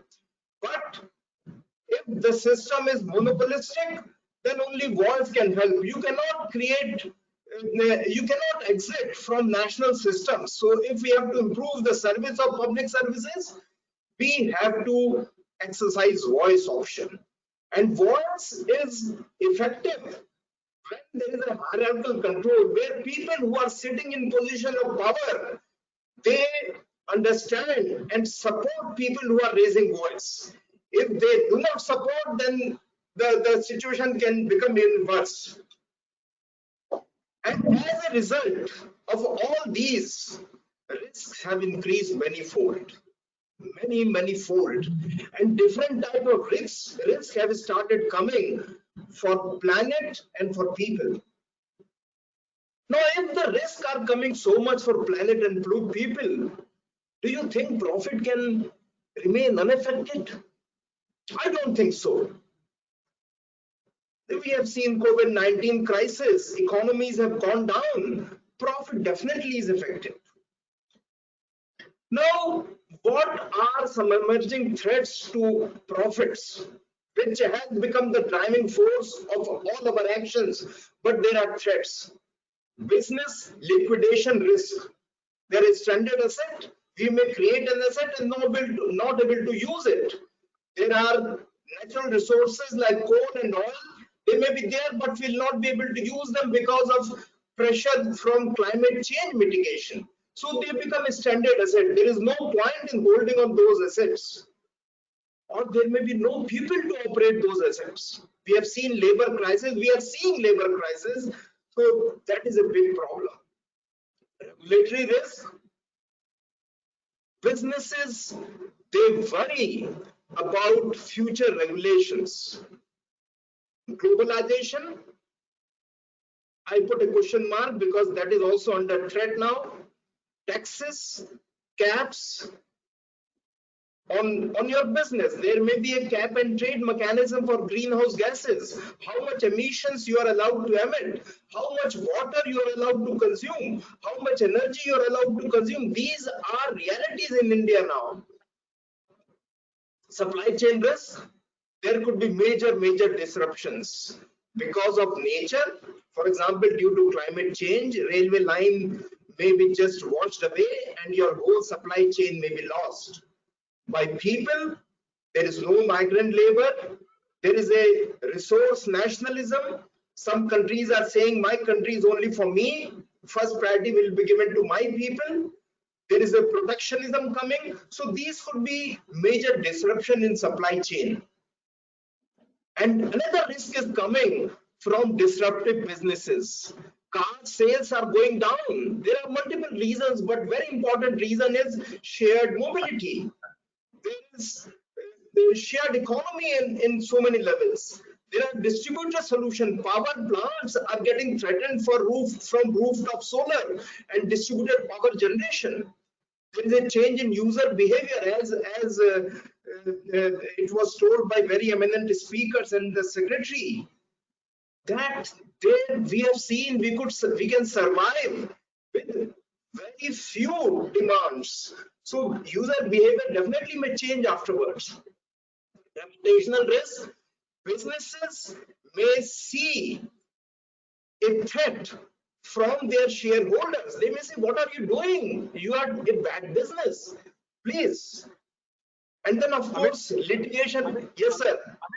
Amit, very interesting, but 2 more minutes. Yeah, sure sir. Please. Then I will skip this slide. So I will come to maybe one of my last slide. So this is natural resource responsible businesses. The trusteeship concept of Mahatma Gandhi has to be brought back. We are trustee of the resource. We do not own the resource. The concept of environmental, social, and governance is investment has to be brought in. $33 trillion are invested through a ESG route. Why don't we make it as the requirement in Indian businesses? The profit has to be linked with your environmental performance. That is, responsible businesses would generate higher profits. And of course, profit to planet, which is a 4-stage process. Realize what we are doing wrong, minimize the actions, negative actions, neutralize, and then revitalize the economy and the nature. That is what is required. And consumerism has to become more responsible. We have to minimize again Mahatma Gandhi's concept of our need versus our greed. planet has sufficient for everybody's need, but not for even a single person's greed. We have to have behavioral changes, reduce consumerism to the extent possible, buy local wherever possible, but quality is very important in this. We cannot promote low quality products. So here the slogan of Make in India for the world, that is extremely important. We just don't make in India, but make it of very high quality. Modal shift towards railways is important, and systems like housing for all, these are sustainable transitions. These may require some resources, some consumption, some investment, but I think it is good that we do it now, and rather than repenting later. So this is my last slide. This is, I think, Faiz Ahmad Faiz, very eminent शायर. दिल ना उम्मीद तो नहीं, नाकाम ही तो है. लंबी है गम की शाम, मगर शाम ही तो है. So we may have not arrived where we wanted to, but the journey is still continuing, and we can definitely change the way, definitely change our the way we operate. Thank you very much, sir. Thank you, Professor Amit. Very informative talk on this, and please reverse the order of these 3 P's. Plant has to come first, and in any case, the people remain in the middle. Anyway, you have this order, and you did say that we need this movement towards natural resource business, and you of course gave this concept of ESG also, and you said that $3 trillion have already been invested in this. It is 33 trillion. Some of that is in India also. Yeah. Okay. So thank you very much. And before I move on, I'll like to invite Mr. Sudhanshu Pandey, the old friend. He would be leaving, and he just want to say a few words. Sudhanshu, Sir, just on my last day when I was leaving Commerce, just wanted to share with you, we have set up a full-fledged center of standards in the Ministry of Commerce, with whom perhaps NCCF can collaborate and organize rigorous training programs across the country, because training requirements are very important. Unless people are trained to enforce these standards and carry out the processes, we will not be successful. This is one, sir. Darpan is aware of this. Second, very important, sir, in government public procurement, I think high time for us to push for certified forest products in all government procurement, because this is what is going to be government as a model can set the agenda, and then all public institutions and bodies, suddenly the awareness will go up and more responsible, because I think this is the best thing perhaps we can do on World Environment Day. We have to take it up with government and push through the Ministry of Environment, Forest and Climate Change. Thank you very much. Lovely presentation. I would have loved to stay for all presentations, but I will request Mr. Srivastav to share these PPTs. Very informative, very brilliantly presented. Thank you, sir. Thank you very much to you all. Thank you very much, Mr. Sudhanshu, and we'll follow up with the information that you have given to us with the Ministry of Commerce. Thank you very much for being with us, Sudhanshu. Thank you, sir. Thanks a lot. Thank you. Bye. Okay, so next presenter on my list is Dr. T.P. Singh, and his topic is also very interesting, nature-based solutions. He's keeping true to the salt of IUCN, International Union for Conservation of Nature, and he's the Deputy Regional Director of IUCN Asia and headquartered at Bangkok. He has got more than 30 years of experience in management of natural resources, former member of Indian Forest Service, and he leads the IUCN program in 23 countries in Asia, and also supports IUCN's Oceania office. Dr. TP? Can you hear me now? Yeah, we can hear you. Yes, Okay, TP, sorry. please go ahead. The message said I was. I hope you heard me. I gave your introduction also. I don't know whether you heard it. Yes, I did. Thank Okay, you. please go ahead, TP. So, will someone present show up my presentation? Do that. Have you Give me loaded? a minute. Yeah, I have that. I will load it. Warren, please help. Yes, sir. I'm doing that. I'll make myself So the in the presenter. meantime, let me thank everyone. It's been great hearing wonderful ideas from various speakers. I have noted a few of them, and they will be very useful when we have discussions or in our future presentations. So it's been a very interesting webinar. Okay, now, Is it visible? yes, I can see it. And how do I get Okay. control of this presentation? You'll have to. So I'll TP, share the you control say with just you. next. You say I'll next share the and control with you. I have shared the control with you. okay. So I'm leaving my screen now. I will not touch it. But I can't see the control. Anyway, so let's not waste time. I'll request you to shift the slide. Yeah. Okay, so let's start. I mean, let me start by saying that we are already facing a lot of complex challenges related to climate change, food security, water security, health, etc. And also, we all know that Asia is going to be the new economic hub. If you read literature on this, there are many studies which have suggested that the world's economic center of gravity is shifting towards the east, which means that there will be more and more pressure on natural resources in Asia and in many other parts of the world. Next, please. We also know that nature can help by providing food, water, etc., by through its regulating services or through its cultural and other services, supporting services, photosynthesis, soil formation, etc., etc. Next, please. From SDGs context, if you look at SDGs 6, 13, 14, and 15, they encompass the biosphere component of the goal of SDGs.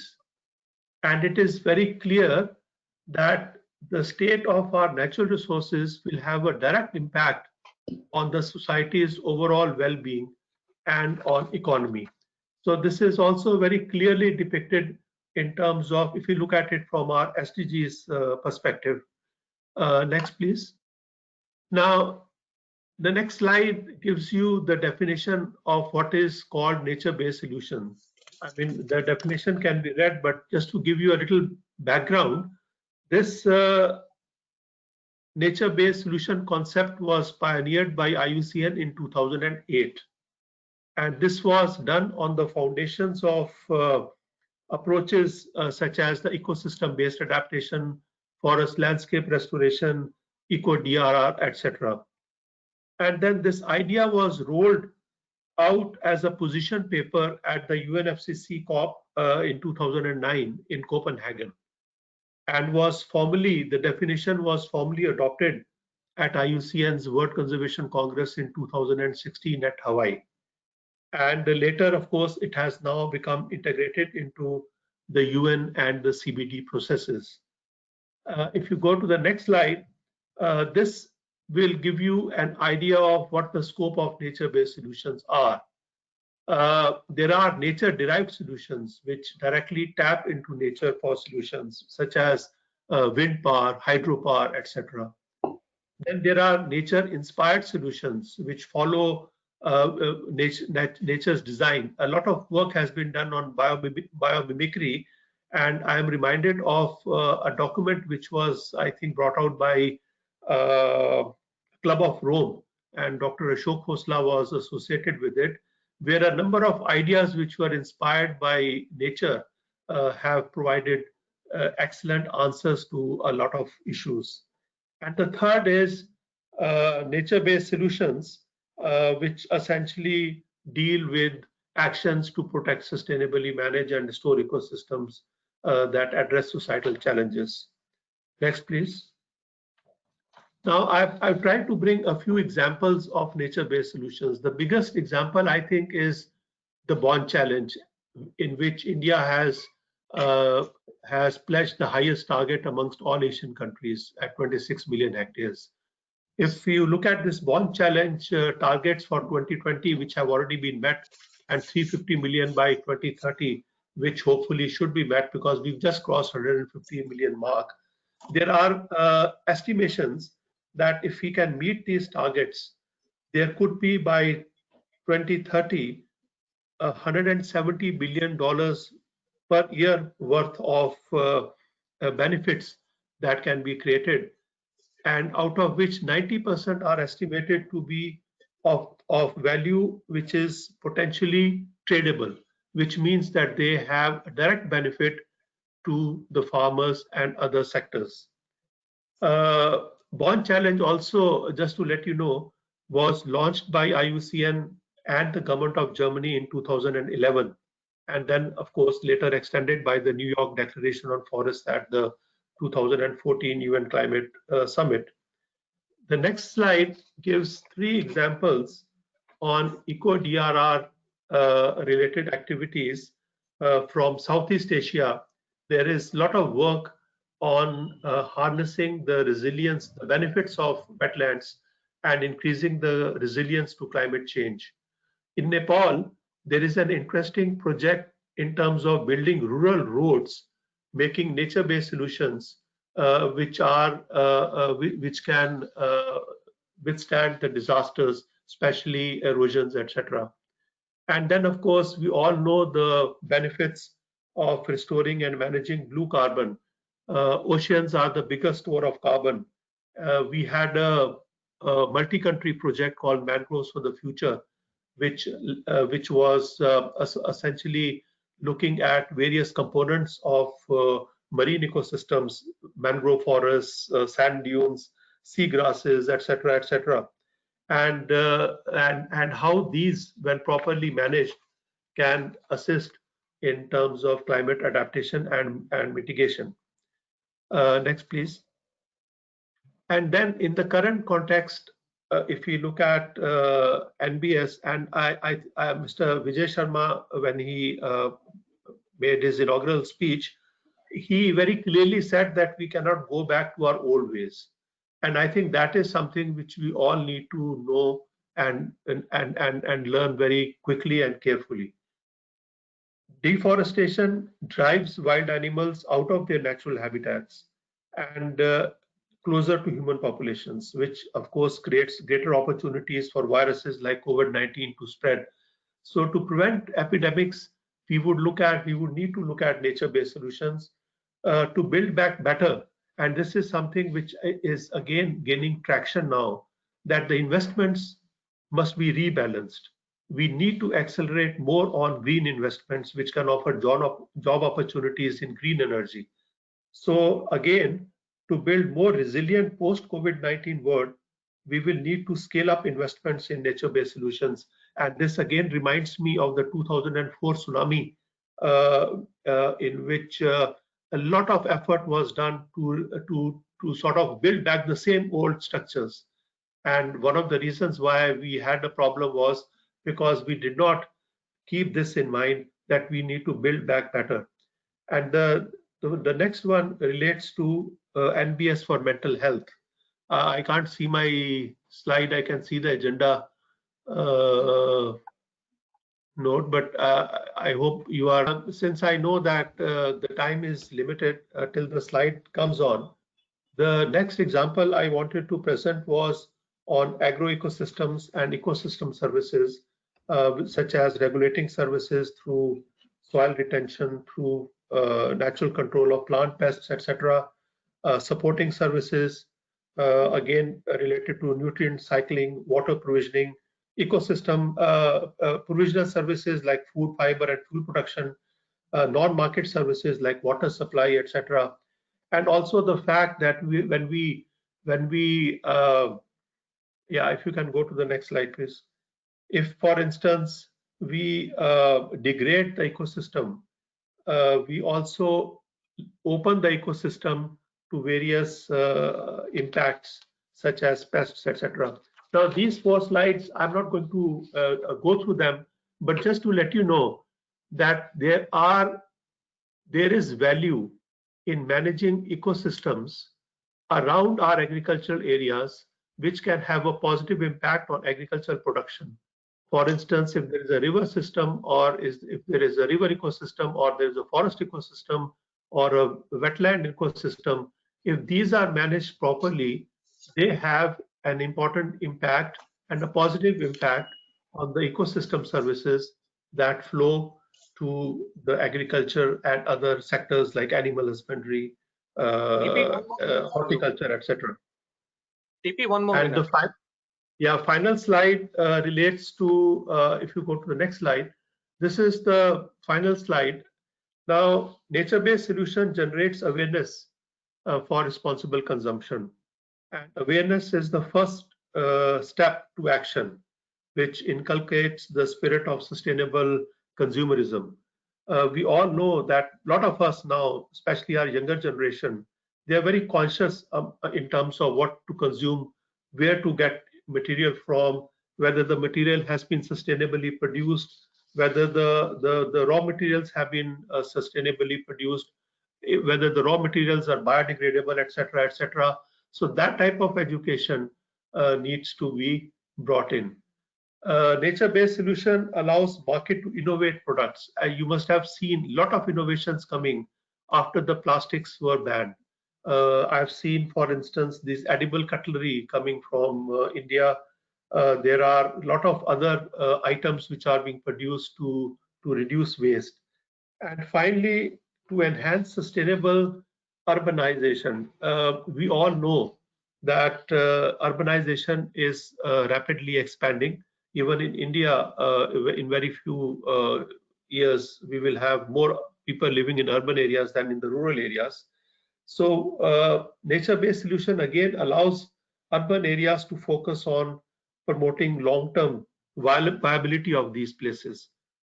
And of course, this has been very nicely magnified during this lockdown period, when we realize that it is so important to be close to nature. So with these, I'll end my presentation and thank the organizers once again for inviting me to this webinar. Thank you very much, TP, for that excellent presentation on nature-based solutions.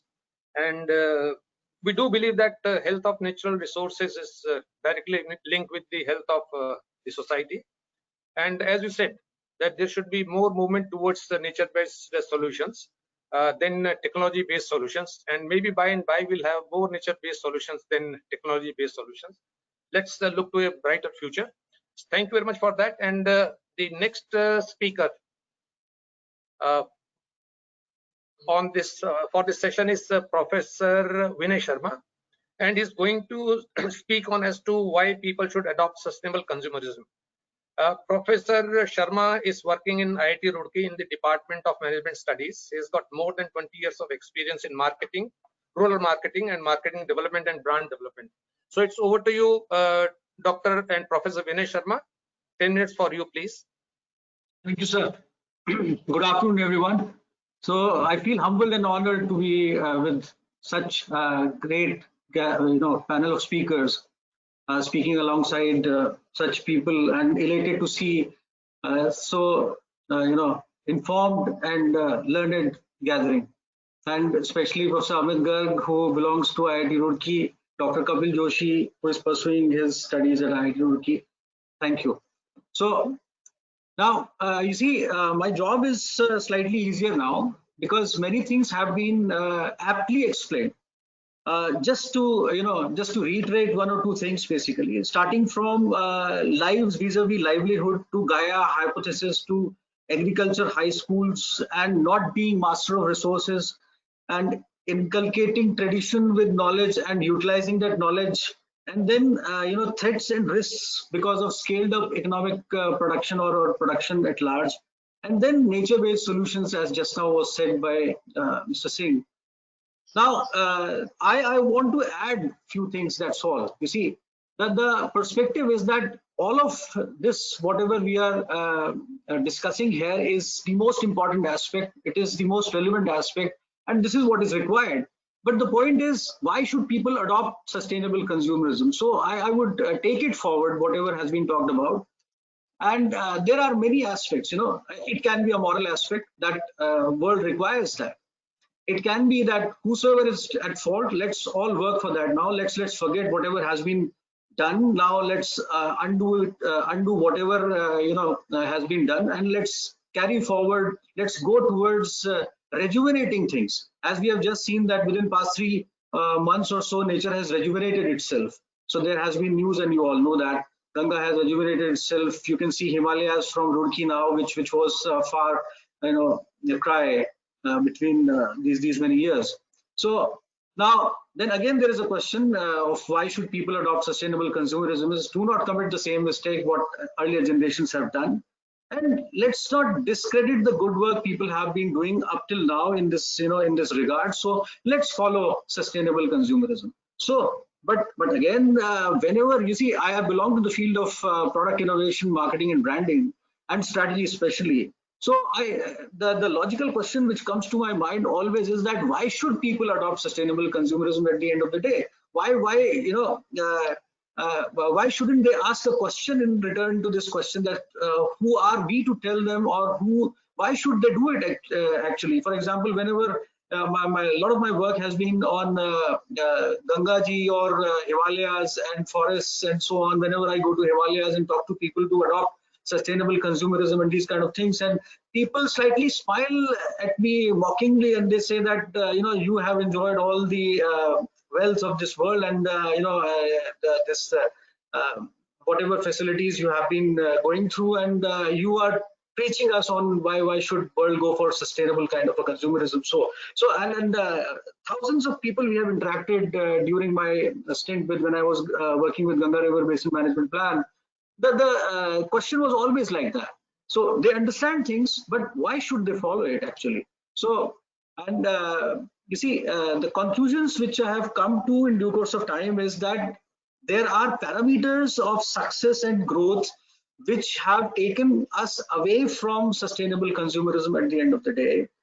Our parameters are, if you allow me to say, the advertisements, they say bada ghar, badi gaadi, and those kind of things. These are not actually, I'm not talking sarcastically on this. We all fancy about those kind of things, and we all enjoy those kind of things. We have been traveling, we are increasing those things at a very high scale. So those parameters are there. The expressions are in terms of the success we gain in terms of consumption at large, basically. So whole of this world is focusing on you go to the showrooms, you go to the malls, you go to anywhere and everywhere, you would realize that consumption has been associated with the kind of expenditure, the kind of money which goes into that, and most of that consumption belongs to things which are drawn from nature. For example, Mr. Singh was just saying nature-based solutions, and whole of this world is utilizing technology and electronics at large, and that electronics and mobile phones are supported by coltan. Coltan is extracted from Congo, and it's I don't know if it is rational or irrational extraction. So we have to think in terms of that, where have we reached and what are we doing actually at this moment. So expressions are in those terms basically. So, and then you see, measurement criteria. We have been measuring things in terms of consumption. We have been measuring things in terms of per capita energy consumption, per capita this, per capita that, and those things have taken us towards a very larger flow of greed, as Professor Garg just mentioned on Gandhian perspective on greed basically. So we whole of the thing has been drawn towards that. Now what is to be done? So you see, we have to change the narrative. We have to work on work on branding perspective basically, and we have been guiding organizations on how to enhance their brand strength.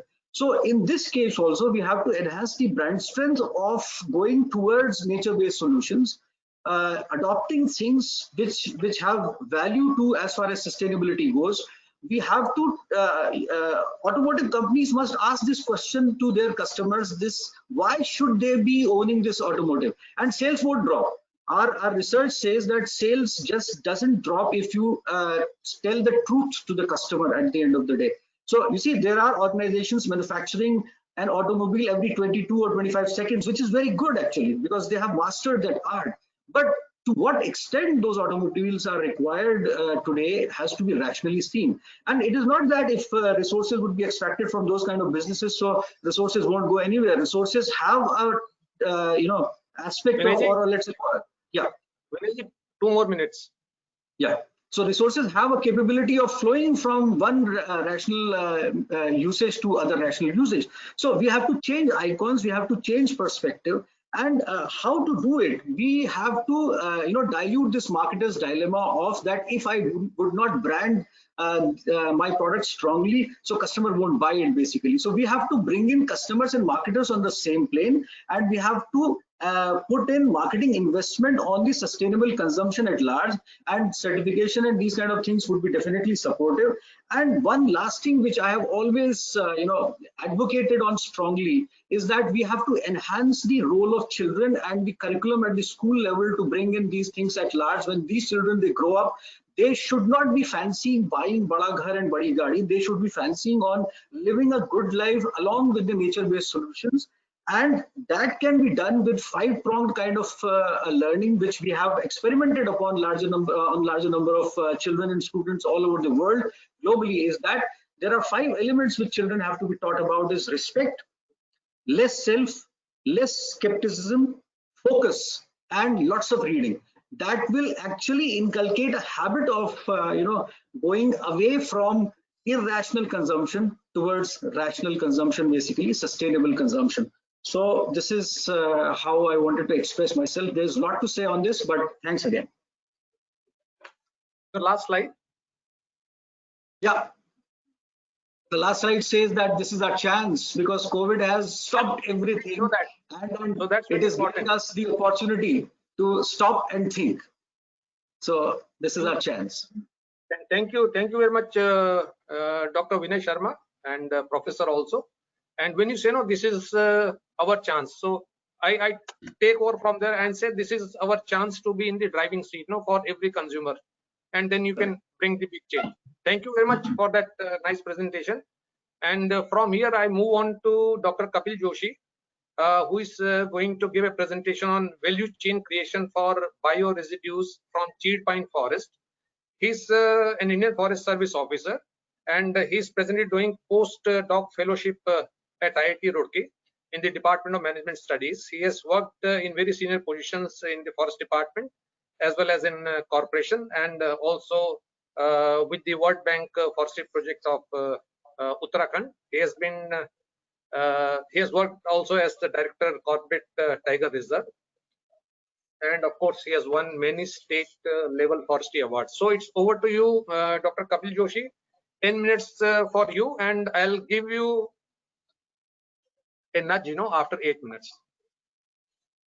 So please, Joshi ji, please take over. Yeah, please run my presentation, or should I run my? Okay, sir. I'll run it. Okay, now it is okay? Sir, do you want me to run it? Do you want me to run it? I can run it. Yeah, sure. Okay. I'm audible. I'm audible yes. To everyone. Yes. Okay. Thank you very much, sir. And it is a great opportunity for me to just give my thoughts. Though my presentation is of about 2 hours, but I would like to. I will finish it within 10 minutes, sir. As the name goes, that value chain creation of chewed pine forest bioresidue for sustainable natural resource management.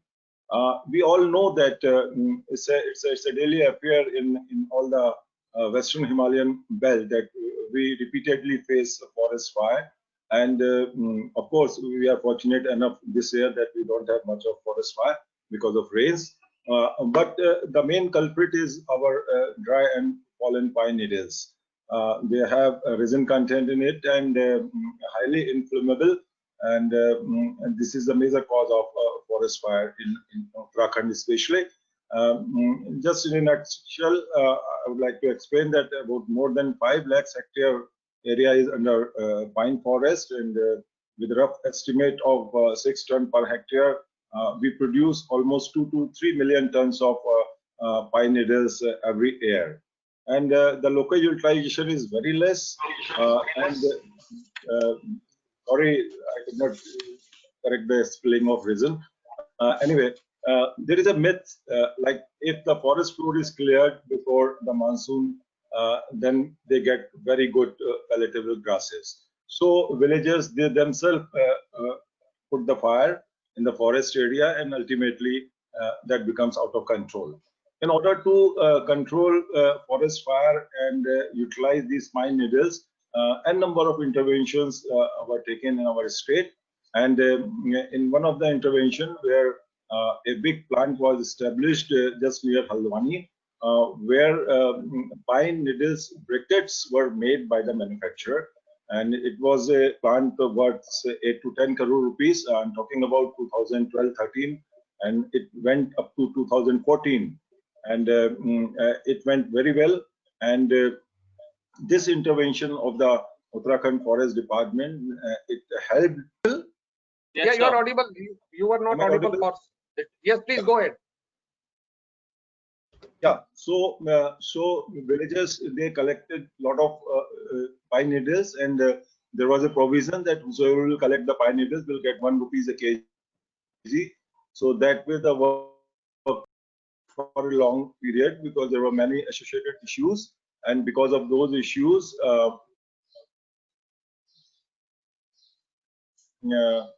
ultimately the factory was closed.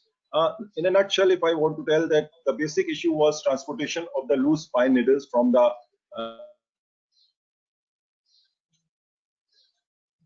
hilly area to the factory side. It was a very costly proposition where normally in a truck we transport 7 to 9 tons of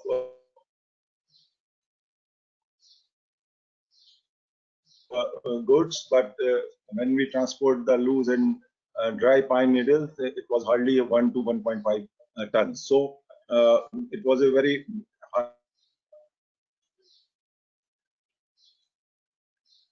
highly, cost intensive thing for the manufacturer. So he closed the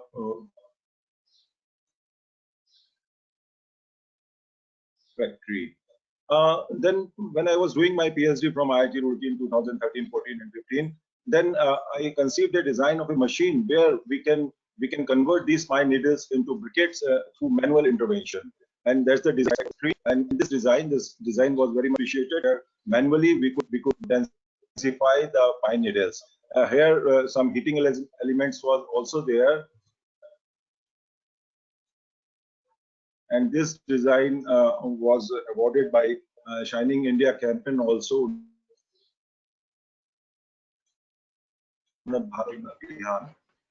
So then I again joined back to my department as a chief conservator of Forest Command Zone, and I started. So in the meanwhile, what we should do is that there are a few questions, and we can take those questions also. And when Kapil comes back, he can continue with this presentation. Is that okay, Mr. Srivastav? Okay. So all the panelists are there. There is Dr. Shyam Fartayal is from Nalanda University, and he's saying, what about certification of forest seeds? Sunil, and then I would say, Amit, would you like to comment on this? What about certification of forest seeds? So Amit, you go first.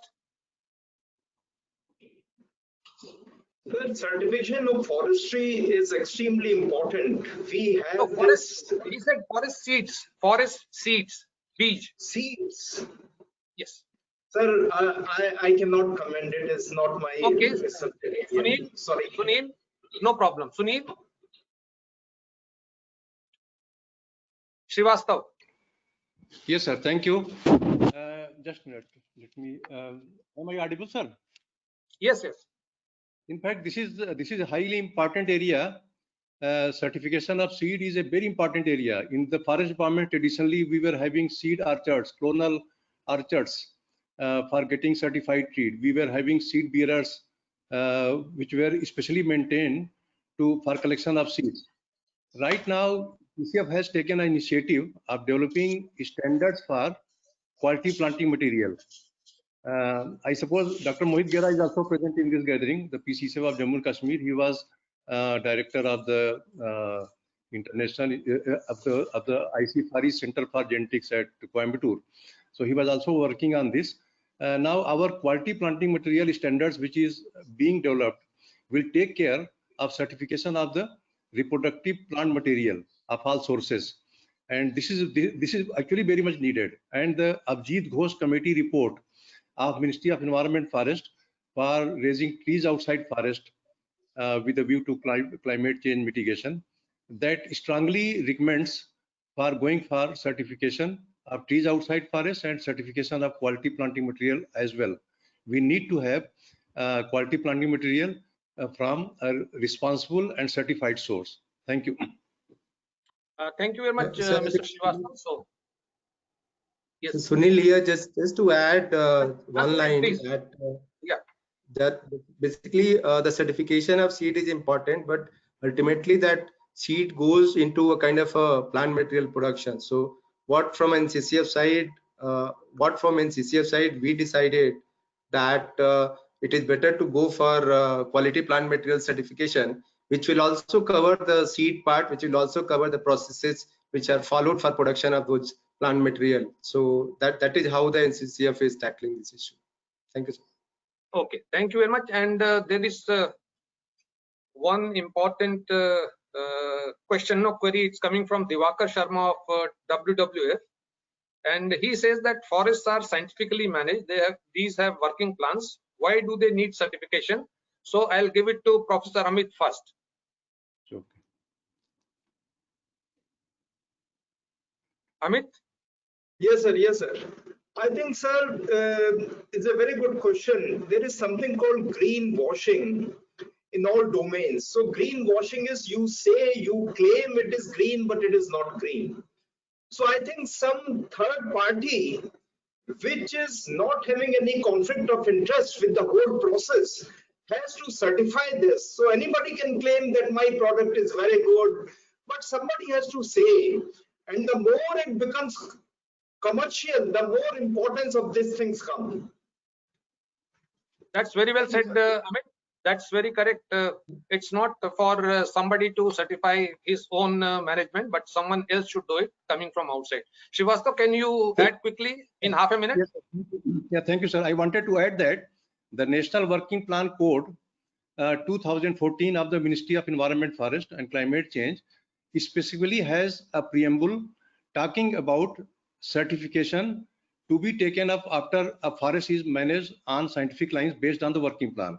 It says that states are encouraged to take up certification. Once they are managing their forest, they must get it certified in due course, number one. Secondly, sir, now this COVID-19 issues, this has brought a new dimension. Yesterday, I was listening to an enlightened speaker.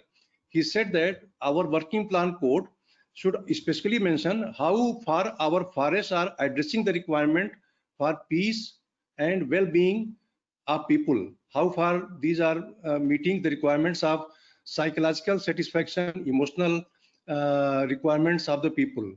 So that is one dimension. I must say that National Working Plan Code requires a review to take care of this aspect of the healing forest or peace forest or sacred groves. Thank you, sir. Yeah, okay, thank you very much. And even if the working plan code is there, still if you want a certification which can be seen from outside, the world knows that you are doing good. It's better to go for a third party certification, even if you have your own codes also. There is one. Yes. Just to add to the Amit point, it's not only the certification process as such, which is third party independent. It's basically the standard also that you are creating. So till now in the working plan, we have been creating, the forest department has been creating its own standard, which is not internationally benchmarked as far as a kind of a credible management system is concerned. So it's not only the certification process as such, but also it's a kind of the standard which against which the whole benchmarking and whole certification is being done. Yeah, okay. So that's very well taken, and I think that Amit, did not ignore that. He meant, it has to be against an independent standard also. Now there is one question which is coming from my colleague A.K. Bansal, and it is for Dr. T.P. Singh. T.P., you are still there? Yes, sir, I'm here.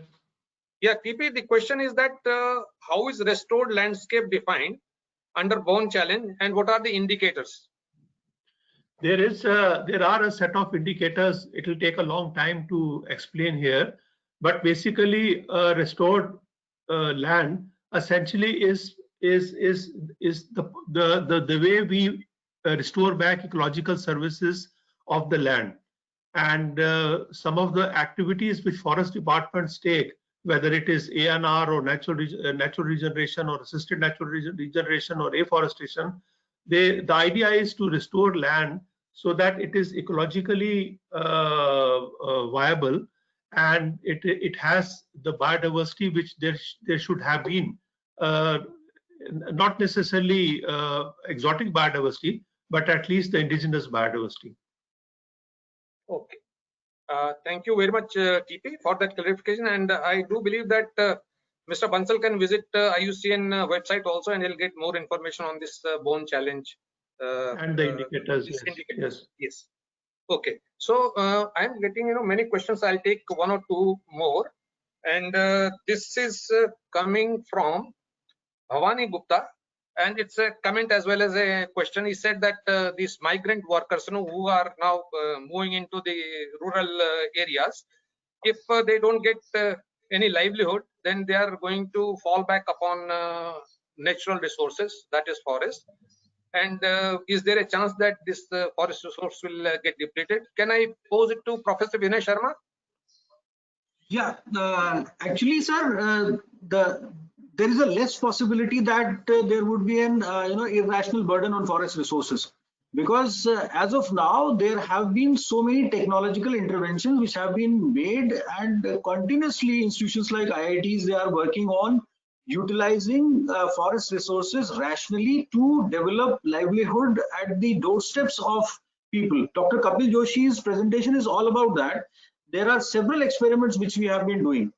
Dr. Joshi has pursued his PhD with me, and now he's pursuing his postdoctoral research with me as well. So you see, we have been working for past 8 or 10 years now on these kind of things, and I can vouch for IIT Roorkee. There are several experiments which are being rationally done on as far as utilizing the resources rationally. So it would not be an irrational burden, and livelihood can very well be generated, I assure you. Okay, thank you very much. Now I have got one question. Srivastava, you got something to say?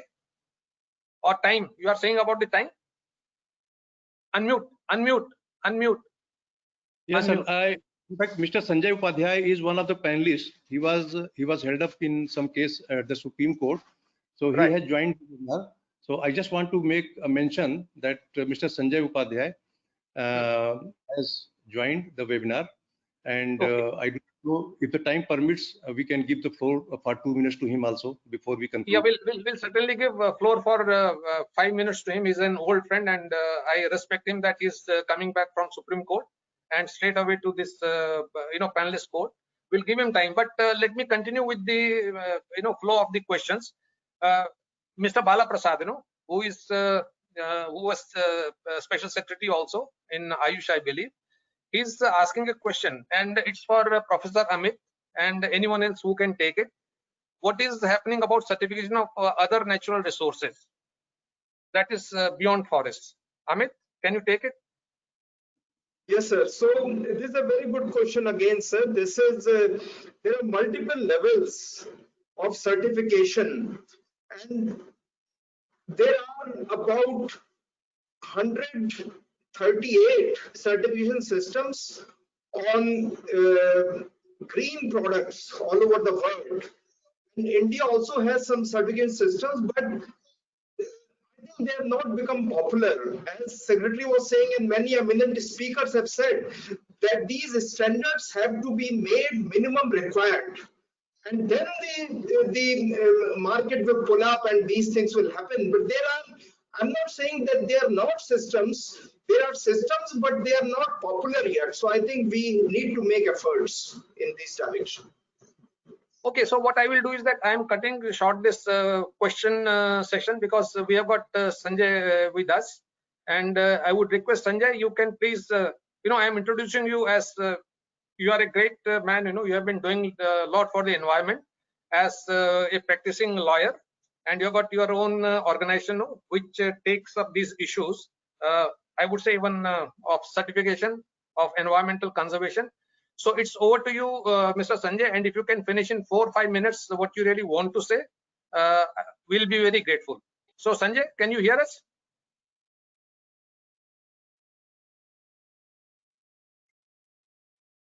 Srivastava, there is a problem of connectivity, I believe. So I think that yeah, you can do that, and I have got 1 or 2 more questions if you really permit me till Sanjay comes. Otherwise, we'll. Okay, there is one question about it's half query, half question. Is there any mechanism for safeguarding forest and wildlife in our country adequately? And this is Paresh Sharam. He's asking this. Would there be any kind of certification which could safeguard the forest and the wildlife, or at least could give a commentary on the quality of management of forest and wildlife? Okay, then if nobody takes it, I'll take it. So NCCF is developing a standard which is protected areas and wetland standard, and it is supposed to be taking care of these kind of situations to assess the quality of management of these protected areas and wetlands, and hopefully once that is implemented, there will certainly be more protection to the forest as well as to the wildlife. Srivastava, if Sanjay, are we able to get Sanjay? Sanjay is there. Sanjay Upadhyay Sahab is there. We can give the floor to him. Sanjay Upadhyay Sahab, can you hear us? Sanjay, in your absence, I introduced you and I said that you are a torch bearer and you do many things using your legal knowledge in taking forward the agenda of environmental conservation as well as biodiversity conservation. So Sanjay, it's over to you. We in fact are running short of time. If you could finish in 5 minutes. Sanjay, unmute yourself and switch off your phone if you are using a phone. Seems to be some technical problem. No, he has joined. Sir, join कर लिया उन्होंने. वो अपना screen भी share कर रहे हैं. नहीं, आप संजय बोलना शुरू कीजिए. आपको हमने 5 मिनट दिए. वरुण, आप इसका प्रेजेंटेशन अपना लोड करके रन कर दीजिए. नहीं सर के पास ही प्रेजेंटेशन है. सर के पास ही प्रेजेंटेशन. नहीं तो वो फिर रन कर पा रहे हैं वहां से? हाँ जी सर, वो कर पा रहे. सर आप ऐसे नेक्स्ट कर दीजिए. और सर आपने अपने आप को म्यूट करा हुआ है. संजय सर ने अपने आप को सेल्फ म्यूट करा हुआ है, तो वो जब तक खुद से अनम्यूट नहीं करेंगे. Okay, Varun, please. Varun, please. Sanjay, please unmute yourself. Srivastava, I think we'll have to forego. और कोई क्वेश्चन है भी sir? Questions, there are some more, but since we have kept the time of 1:30, so I have kept them on the hold and will be replying to them through mails, later. So I think I would just sum up in 1 minute and then I will hand it back to you. So I would say that it was a very for me also, it was a very informative and educative session of where the panelists, they came out with very good ideas and very brilliant presentations. And I do believe that with the knowledge that we have gathered, we'll certainly move a notch up, as far as awareness and awakening about the sustainable and responsible consumerism is concerned. And hopefully, we'll soon see that the consumer is becoming the king and is soon in the driving seat. So with that, I would say that I'm finished from my side and I hand it over back to you. I'm thanking all the panelists also, everybody who has participated in this panel discussion, who has been watching it also. So thank you very much, and over to you, Indu and Mr. Srivastava. Okay, thank you, sir. Thank you so much. I hope we have been able to answer some of your questions and would request all the participants to share your feedback on the session. Thank you for participating in today's webinar. We hope to see you again next time. I now invite Mr. A.K. Srivastav, DG NCCF, for his closing remark. Over to you, sir. Yeah, thank you. First, I will apologize to Mr. Sanjay Upadhyay. He has been kind enough to have joined the webinar, but somehow because of some technical issues, we could not see his presentation. And anyway, so that is our loss. So we had a very good day. It was a very useful webinar, and diverse stakeholders from all across the world had joined. And it was really indeed a very treat to listen to all the panelists. A wonderful presentation by all of them.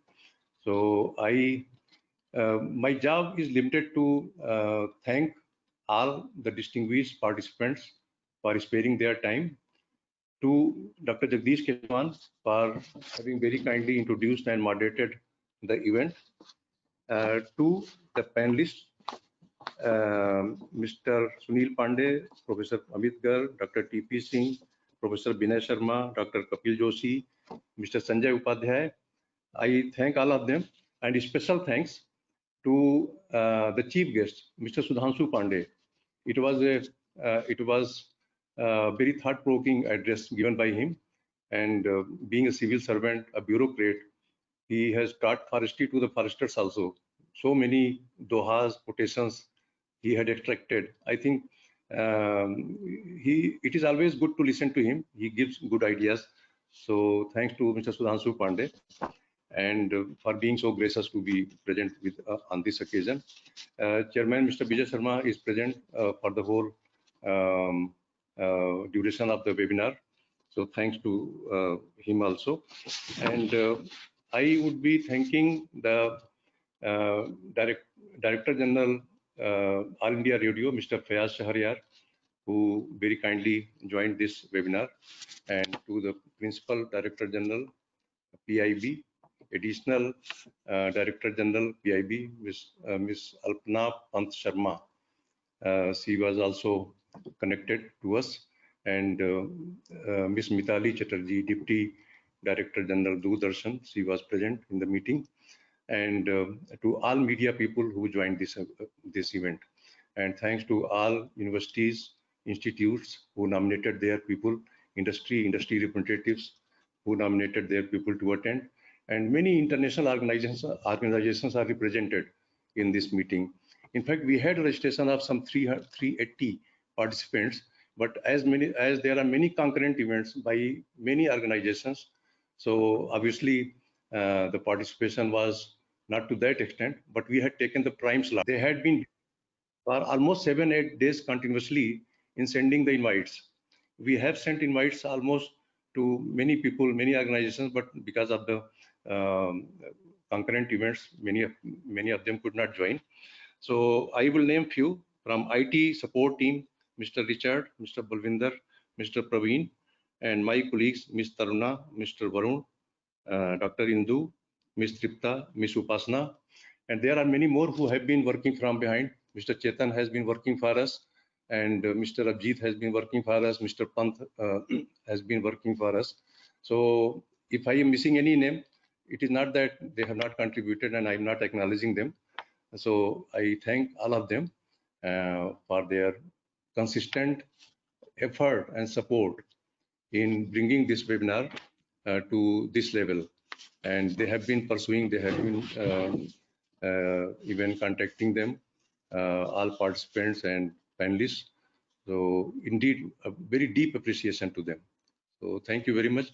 And from my side, it is all about this.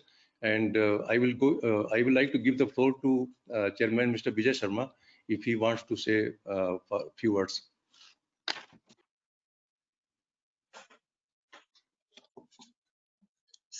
Thank you. Am I audible? Yes. Yes, sir. Well, thank you, Ashish, and all friends and the speakers, and the very participative audience. I'll take a minute or maybe two. One, we just can't let this now conclude because we have just started. So sometime we'll have to resume, Jagdish ji, if you'll agree, maybe after a month or two, Yes. because we have covered a canvas which goes much beyond the sustainable consumption and natural resource management. And I thought a very bright spark came out on the nature-based solutions discussion. And we had a lot of references, and the imagery was very sharp. Even when we say that, okay, so look at Japan and the CEO and the simplicity and so on. The small is beautiful. That famous quote from the Atharvaved. All these things, they all get packed together on the branding side and the nature-based solutions. That is one point. Second, friends, idea which we need to also think about: why do some things float and some sink? So we know that the yoga idea has floated very well. We all know that CNG, the compressed natural gas, that floated, but the very low sulfur diesel did not. So that is something which in passing somewhere we were thinking about in our own subconscious. Then the third thing which I'd like to say also is that I think because of the circumstances in which we are, the silos are also now breaking down. So we can't get into those conservative, orthodox, thematic subjects when we discuss, say, okay, so we are discussing climate change, or we are discussing desertification, or we are now discussing the biodiversity, and maybe we are now discussing forest forum. I think all of these, they are getting osmotically linked up.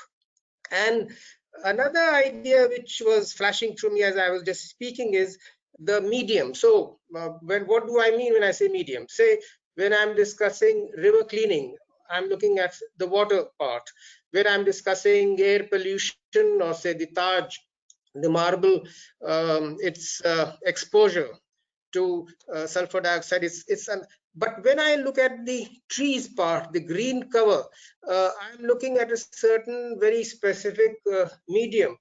And somewhere arguably, again, and I'd like to argue this matter out also, is that what is most all embracing and what is more all encompassing. So it seemed to me that as we were proceeding through the discussion today, we were able to capture many ideas of environmental law and policy. And those of our academics who are here, they'll recall that, say, 30 years ago, when you went into a law book store and said, I want a book on environmental law, there was only one book available. And we all know the authors. One was an American, one was our friend from the Supreme Court, and there was only one book available. And that too also, it served the purpose then. But today things have changed. Even look at the Times side. It is now Stockholm plus 50 almost. We used to talk in terms of Rio plus 20 and so on. But today, isn't it time? And I'm completely taking the cue from the discussion at this point of time, that when you look at the ecosystem, you're looking also at the food, nutrition, the zero hunger, SDGs, and so on. So again, which is the subject, which is the matter, which is the medium where I can discuss many things. And today's discussion, because it had so much to do with something as basic as trees, as basic as ecosystems, it was so all-embracing, so encompassing, that we were able to cover almost the entire gamut. So there was this branding part which we just discussed, which we just so I would say that we have just flagged the issues, but these we need to take up a little more. Maybe we are in for a even more interesting discussion whenever we are able to meet next. And I'm really grateful to all our speakers for flagging these subjects. And I thought it was very, very satisfying discussion that we've had on World Environment Day. So that's what I had to contribute. Ashish and Jagdish, you asked me, and if there's anything else, I'm around. Thank you. Yeah, thank you very much. I think we are at the end of it. If Mr. Sachin Jain is there, our founder in CCF, if he wants to say 1 or 2 minutes, Mr. Sachin Jain is there because he has been managing everything from behind, starting from identification of panelists and issues, subjects, etc. He has contributed a lot. I think he is not available right now, but anyway. So, sir, Dr. Jagdish Keshwan, so back to you. I think we are through. No, so, I'm done.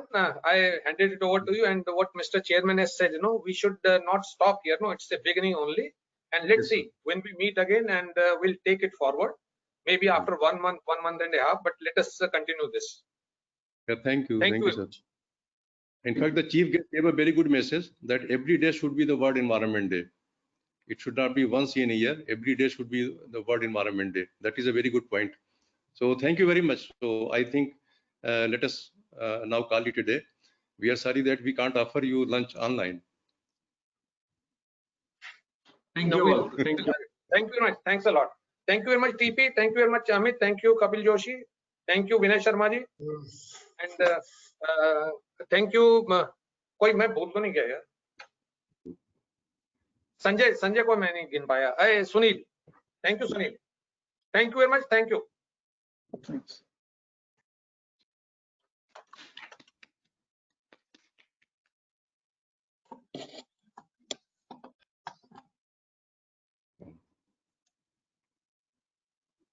Professor Amit Garg, बड़ा अच्छा लगा आपसे मिल करके. ये तो बिल्कुल this is the beginning of our association.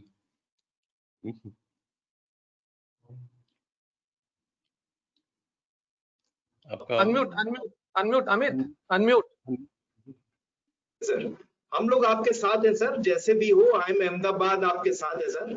जैसे भी हमारी सेवाओं की जरूरत हो सर, हम तैयार हैं सर. और विजय शर्मा साहब तो मेरे बड़े भाई जैसे, उन्होंने एक बार कहा था मुझसे स्टेज पे बैठे हुए, तो मतलब उनको भी याद है, मुझे भी याद है. ये फैमिली रिलेशन है, ये आप लोग एक फैमिली है सर. मुझे बहुत टिमिड था मैं आज कि इतने फॉरेस्टर्स के बीच में कुछ कहना पड़ेगा, लेकिन केशवान साहब ने कहा कि यार डरो मत, मैं बैठा हूँ, तो हो गया सर. अमित, मैं ये कह रहा था आपके लिए एक मैसेज था IFM वालों का. वो 4 महीने का फॉरेस्टर्स का कोर्स कर रहे हैं, चार्टर्ड फॉरेस्टर्स का.